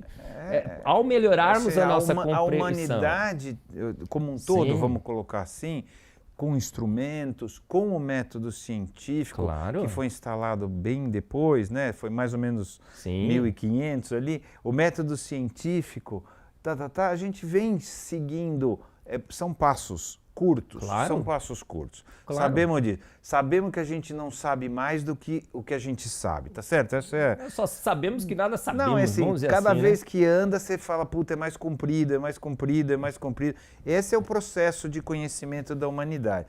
E a gente tem melhorado Sim, a claro. nossa percepção Sim, das coisas. Então, o sim. fato da gente ter nos enganado várias vezes é natural, você Sim, não acha? claro que é natural. Então, eu acho que esse processo de conhecimento, que é a ciência, né, que a gente chama de ciência, você chama de ciência, você é um cientista também, esse é um processo super válido. Claro que Tá é. certo? E é nesse embate, Sim. não comigo, porque eu não sou cientista, Por é que a coisa cresce. Por não é isso que o design inteligente, o centro Discovery Mackenzie, quer promover o debate e o embate das teorias. A gente não quer defender o design inteligente.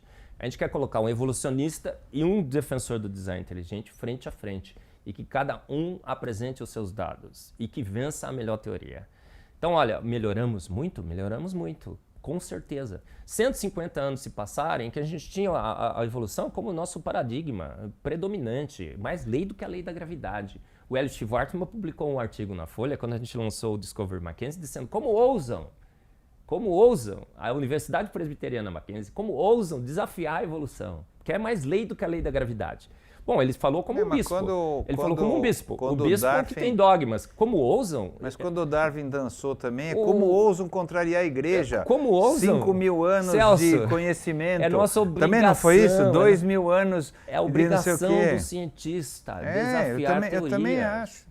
E a partir do momento que nós desafiamos a teoria da evolução de Darwin, com os dados mais recentes, a gente descobriu, gente, está na hora de deixar ela de lado, vamos substituir pelo design inteligente. Agora, o design inteligente é a resposta definitiva e absoluta científica? Não.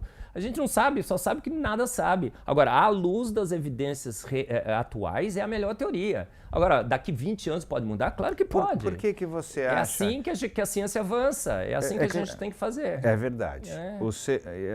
E a ciência é feita de gente. com as suas Sim. próprias distorções. Claro. Por isso que as coisas não caminham numa linha A gente reta, vai elas zigue-zagueando. caminham assim. A gente tá certo? é um zigue-zague. Por que você acha que, então, existe uma resistência tão grande a essa verdade que você descobriu? Por que você acha?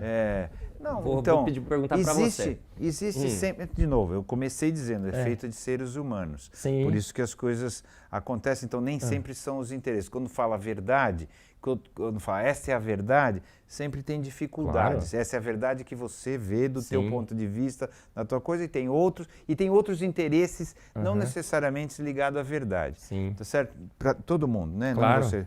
Isso é dos seres humanos, que está aí, me parece bastante imperfeitos para terem sido criados por alguém. Parece fazem coisas muito ruins para terem sido criados por alguém muito inteligente. Mas aí, isso é pessoal. Eu gostaria, se Deus... É teologia, Deus, não é ciência, né? Isso, exatamente. Se Deus criou mesmo, por que faz desse jeito? Mas a gente vai ter que procurar tudo bem. Armínio, Calvino para tentar explicar Aí isso aí. eu sei que é outro assunto, mas fica mais difícil. Então, eu acho que tem um monte de interesses de todos os lados, né? Porque somos humanos. Claro, isso, claro. Né? Então, mas assim, cedo ou tarde, da mesma maneira que a evolução se impôs ao que era um falso conhecimento, na verdade, é um conhecimento baseado na Bíblia, não era evidência. A Bíblia não é uma evidência, tá certo? Claro. Então, a evolução se impôs a um conhecimento imaginário, vamos dizer assim. Qualquer outro conhecimento verdadeiro irá se impor, claro, caso a evolução seja mais uma das nossas imaginações. Sim. Como antes era, tá certo? Eu escrevi no meu livro, falei sobre isso. O movimento da ciência em direção à evolução foi legítimo. É um movimento científico legítimo.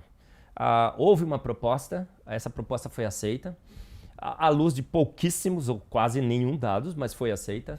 Ela foi testada por 150 anos, ela não mostrou as evidências que ela deveria mostrar, e agora é legítimo que a teoria do design inteligente chega e fala, gente, agora nós temos uma evidência que aponta em outra direção, a gente tem que mudar. Agora, a ciência muda rapidamente? Não, nunca mudou rapidamente. Quem escreveu tem um livro que foi escrito sobre as revoluções científicas, como que elas ocorrem. E ele explica muito bem nisso, o autor do livro, que eu vou lembrar o nome dele agora. Você precisa de 3 gerações para mudar um paradigma na ciência. Por quê? A geração que aceita um paradigma... Se bem que o Einstein mudou assim, né? Mas um paradigma com tantas implicações filosóficas e teológicas, ela vai demorar muito. Ela não vai abandonar esse paradigma. Tem que chegar uma segunda geração, depois uma terceira geração que realmente faça essa mudança. Então essa inércia de paradigmas científicos é que faz com que a evolução hoje permaneça. Mas a gente já está experimentando a segunda geração, o debate já está instalado na academia. E o que a gente espera? Que daqui as próximas gerações já venham e substituam esse paradigma. Então por que ela não foi removida ainda? Porque nós fechamos questão, dissemos que era mais lei do que a lei da gravidade, que a gente ia explicar tudo à luz da evolução. Até a piedade de Madre Teresa de Calcutá, outro dia tinha uma tese que ela procurava uma vantagem evolutiva no que ela fazia. Pode? Tudo explicamos à luz da evolução. Agora, quando a gente percebe que aquela nossa teoria que explicaria tudo faliu, o que a gente vai fazer? A gente vai postergar isso o máximo possível, ainda mais aqueles que propagaram, essa geração que propagou. Então a gente tem que esperar ela passar, vai chegar uma nova geração, essa geração já está entrando, e a terceira geração vai fazer a mudança. Então eu só espero viver... Mas já foi 3 gerações de Darwin para cá, né? Gerações já de cientistas, né? essas gerações aí, né? Não estou falando de Darwin para né? cá. Quando nós percebemos o problema, que começou no final do século XX, comecinho do século XXI, né? 1996, quando Michael Behe lança o Caixa Preta de Darwin. Então a gente vai ter que esperar, dar tempo ao tempo, mas em ciência nada é melhor do que um dia após outro, um dado após o outro. E os dados a favor do design inteligente têm se acumulado cada dia mais. E é inevitável que a ciência, finalmente, um dia, ela vai dar lugar aos dados, vai deixar o gosto, preconceitos, interpretações equivocadas, né? Medo do sobrenatural que a ciência hoje tem, né? Porque as implicações do design inteligente vão apontar para um ser sobrenatural, um designer, e ela vai admitir que os dados realmente devem prevalecer. É isso que a gente está esperando acontecer no design inteligente. No teu raciocínio final, vai comprovar a existência do que algumas pessoas chamam de Deus, ou do designer, seja lá. Então, o final do teu raciocínio, o final, essa teoria, caso ela seja comprovada mesmo, vai comprovar Deus. É isso? Não, eu acho que... eu estou esticando o teu raciocínio. No final é assim, a ciência vai provar a existência de Deus. Ou Deus não. Pode chamar de Deus, pode chamar de tem designer. Tem uma música muito interessante que é assim, ó, ninguém explica Deus. Do crente ao ateu, ninguém explica Deus. Não é explicar, eu falei comprovar. E ninguém o comprova também. Então como que a gente vai comprovar o design? Ele não dá esse direito, Celso. Não, mas como a gente vai comprovar então? A gente tem que, do ponto de vista científico, a gente tem que dar uma resposta à sociedade que paga os nossos salários. Qual é a melhor causa do universo da vida? É isso que o design inteligente está querendo fazer. Ele não está querendo provar a tese de Deus. É absolutamente seguro que o design inteligente não quer provar a tese de Deus. Ele quer, do ponto de vista científico, Celso, dar a melhor resposta para a sociedade. Qual seria a nossa causa? Seria Deus, não, ou designer. Absolutamente não. Não é isso? Vou chegar lá, peraí. O que é que a gente está falando da ciência? Então eu não entendi do que você falou até agora. Calma. As evidências científicas todas apontam que uma ação inteligente, uma mente inteligente fez o universo e fez a vida. E os fez prontos. Isso. Quem é essa mente inteligente à luz da ciência? Não sabemos, Celso. A gente não sabe. Não entendi. Eu dou um exemplo. Pode dar o nome que for. Tudo pode ser extraterrestre. Foi tudo extinto. Pode ser um ser, um ET, é isso? Tudo foi extinto no planeta. Você achou um pendrive. Tudo foi extinto. Você vê, o ET veio aqui e achou um pendrive. A única coisa que sobrou. Ele põe lá no seu computador e ele vê que tem um software. Vê que tem programas inteligentes. Cara, algum ser inteligente habitou esse planeta. Pergunta pro ET, quem foi? Ele não sabe. Ele tem ferramentas? É exatamente a mesma situação que a gente vê hoje. A gente tem um pendrive da vida, o DNA. Foi uma mente inteligente que fez. Agora, do ponto de vista científico, a ciência tem que dizer quem é essa mente? Não. A gente não tem ferramentas, a gente tem que reconhecer que a ciência é limitada. Eu entendi o que você falou. Agora, o que a gente tem que fazer com essa conclusão científica? A gente tem que entregar para a filosofia e para a teologia, Celso. A ciência dá a resposta para tudo? Absolutamente não. Aquela ideia de que a ciência era absoluta, nada dá resposta. Ela tinha o monopólio da razão e do saber é equivocada. Ela te dá o dado. Na verdade, o monopólio da razão e do saber era antigamente da igreja. Mas aí jogaram tudo para a ciência, né, Celso? Então, jogaram não é que, tudo para a ciência, não foi? Você esqueceu os outros. Você esqueceu os outros 2 mil anos. A gente foi do 8 para 80. E a melhor situação é no meio, não é? É um equilíbrio. Aí eu estava falando assim, gente, joga isso para os teólogos, os filósofos. Eles vão fazer o quê? O que a teologia e a filosofia vai fazer? Ela vai fazer as perguntas. Quem seria essa mente inteligente? Um ser que permeia o universo, seria um ZT, seria um Deus que já morreu, seria o Deus bíblico. São possibilidades. Teólogos com diferentes interpretações vão dizer, olha, é esse, ou esse, ou esse, ou esse. Vai ter uma solução? Vão chegar numa conclusão? Absolutamente não. Cada um ainda vai ter que fazer a sua opção, não vai? Eu opto pelo Deus bíblico? Óbvio que sim. Que é Por quê? pessoal. Por quê? Porque eu acho que ele ganha de goleada. Assim, é a melhor interpretação filosófica e a melhor interpretação teológica, na minha humilde opinião. Eu sou um teísta bíblico. Por quê? Porque eu acho que a ciência, a boa ciência, dá fundamentos para essa minha interpretação. E a boa filosofia, a boa teologia também. E hoje eu falo, olha, a melhor interpretação para mim é o Deus bíblico. Agora, tem outros no design inteligente que acham que são os ETs. Você acha que é uma boa? Eu acho que não. Eu só lamento essa opinião. Não faço a menor ideia. Porque é só você transferir o seu problema para o espaço. Você não resolveu nada com essa sua interpretação. Mas para Deus também não resolveu. Para Deus você não resolve também. Não é isso? Eu acho que ele ganha de goleada, porque as evidências que ele está por aí dizendo, são não resolve. Você fala, não, foi Deus. Mas eu tenho certeza absoluta que foi Deus, que eu posso provar a tese de Deus? Absolutamente não. Eu não tenho como provar. Você tem uma certeza de fé. É isso, não uma certeza científica. É uma fé racional. Fé alicerçada na razão, nas evidências. Jesus, quando esteve aqui, ele andou sobre as águas, ele curou os cegos, os paralíticos, ele transformou água em vinho e perguntaram para Jesus, por que você faz isso? Ele fala, para que creiam. para que vocês tenham o fundamento, tenham o sólido, a fé é crer em qualquer coisa, é o firme fundamento. A Bíblia fala assim, olha, estais sempre prontos a dar a razão da vossa fé, a razão da vossa fé. Então a gente tem uma fé racional, eu acho que eu vou provar minha tese? Não, eu acho só que ela é bem fundamentada na razão e nas evidências. Então, o design inteligente vai provar a tese de Deus? Nunca. Ele não vai ser provado nunca. A gente sempre vai ter que dar um passo de fé, para um lado ou para o outro. Agora, a gente tem que fazer esse passo alicerçado em boa ciência. Agora, eu acho que a tese de que fomos formados por um processo natural Você acha mediado, má evolução... ciência, é isso? Hoje é péssima ciência, Celso. Ela não funda...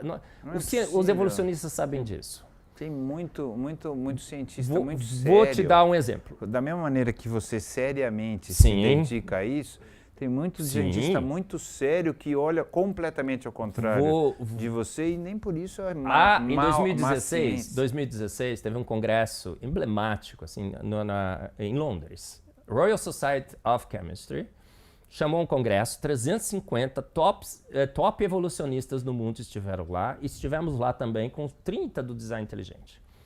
O congresso era para quê? Tentar encontrar uma versão 3.0 para o neodarwinismo. E todas as palestras falaram exatamente o que eu estou te falando aqui. A gente não sabe mais explicar a informação, a gente não sabe mais explicar a complexidade, a gente não sabe mais explicar tantos aspectos da vida. Vamos tentar colocar epigenética, sabe a epigenética? Sei. Lamarck, eles tentaram trazer Lamarck de volta. Lamarck é aquela história do... Mas a epigenética parece que funciona, não ela é funciona... exatamente o Lamarck. Não é exatamente. Às vezes você simplifica, você simplifica... Não, eu conheço a epigenética. Então, epigenética não é Lamarck. Não é Lamarck. Mas eu não quis dizer que é Lamarck. Exatamente. Eu disse eles que não quiseram trazer Lamarck. Lamarck de volta. Eles não trouxeram com isso. a epigenética. Mas falando, epigenética não é lamarquismo. Epigenética não já é mesmo. Informação genética pré-existente, genes silenciados que são expressos. Isso. Por algum agente. Aí eles tiraram Tá Lamarck. É. Aí sabe o que eles falaram no final do congresso? Não sabemos, não sabemos, não sabemos. Só sabemos que não foi o design inteligente. Aí a gente... Aí eles falaram assim no final, olha, por 3 dias nós estivemos aqui tentando fazer a versão 3.0 do neodarwinismo, não conseguimos fazer nenhum remendo, nenhuma adaptação. Temos que continuar procurando evidências para a evolução segundo propôs um dia Darwin. 150 Olha, anos. mas veja bem, não é uma humildade isso? Quer dizer, olha, a gente acha que isso aqui funciona, a gente acha, mas ainda temos muita coisa para responder. Seria reconhecer que a teoria é falida e falar, gente, vamos tirar a teoria, voltaremos quando tivermos uma melhor. Isso que é ser humilde.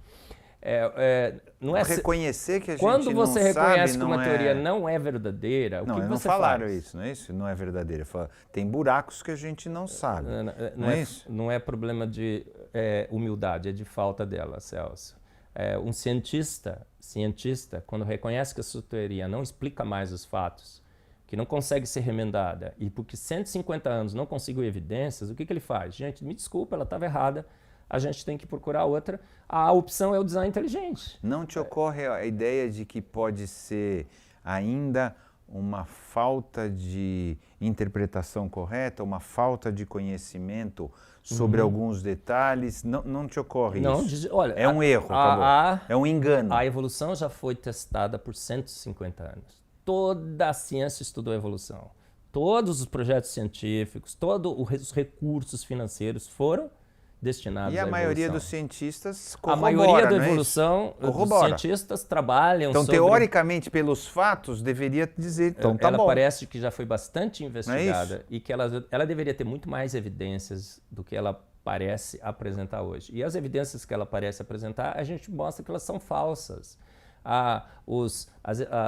As coisas que aparecem nos livros textos, os embriões de Haeckel, aquilo é uma farsa, a gente sabe disso. Eles não são mais semelhantes quanto mais jovens, eles são mais diferentes. Os tentilhões de Darwin continuam tentilhões, eles não mudaram, o número de espécies na ilha está diminuindo. Aquelas borboletas de Manchester, eles foram presos com alfinete no tronco para tirar foto, Celso.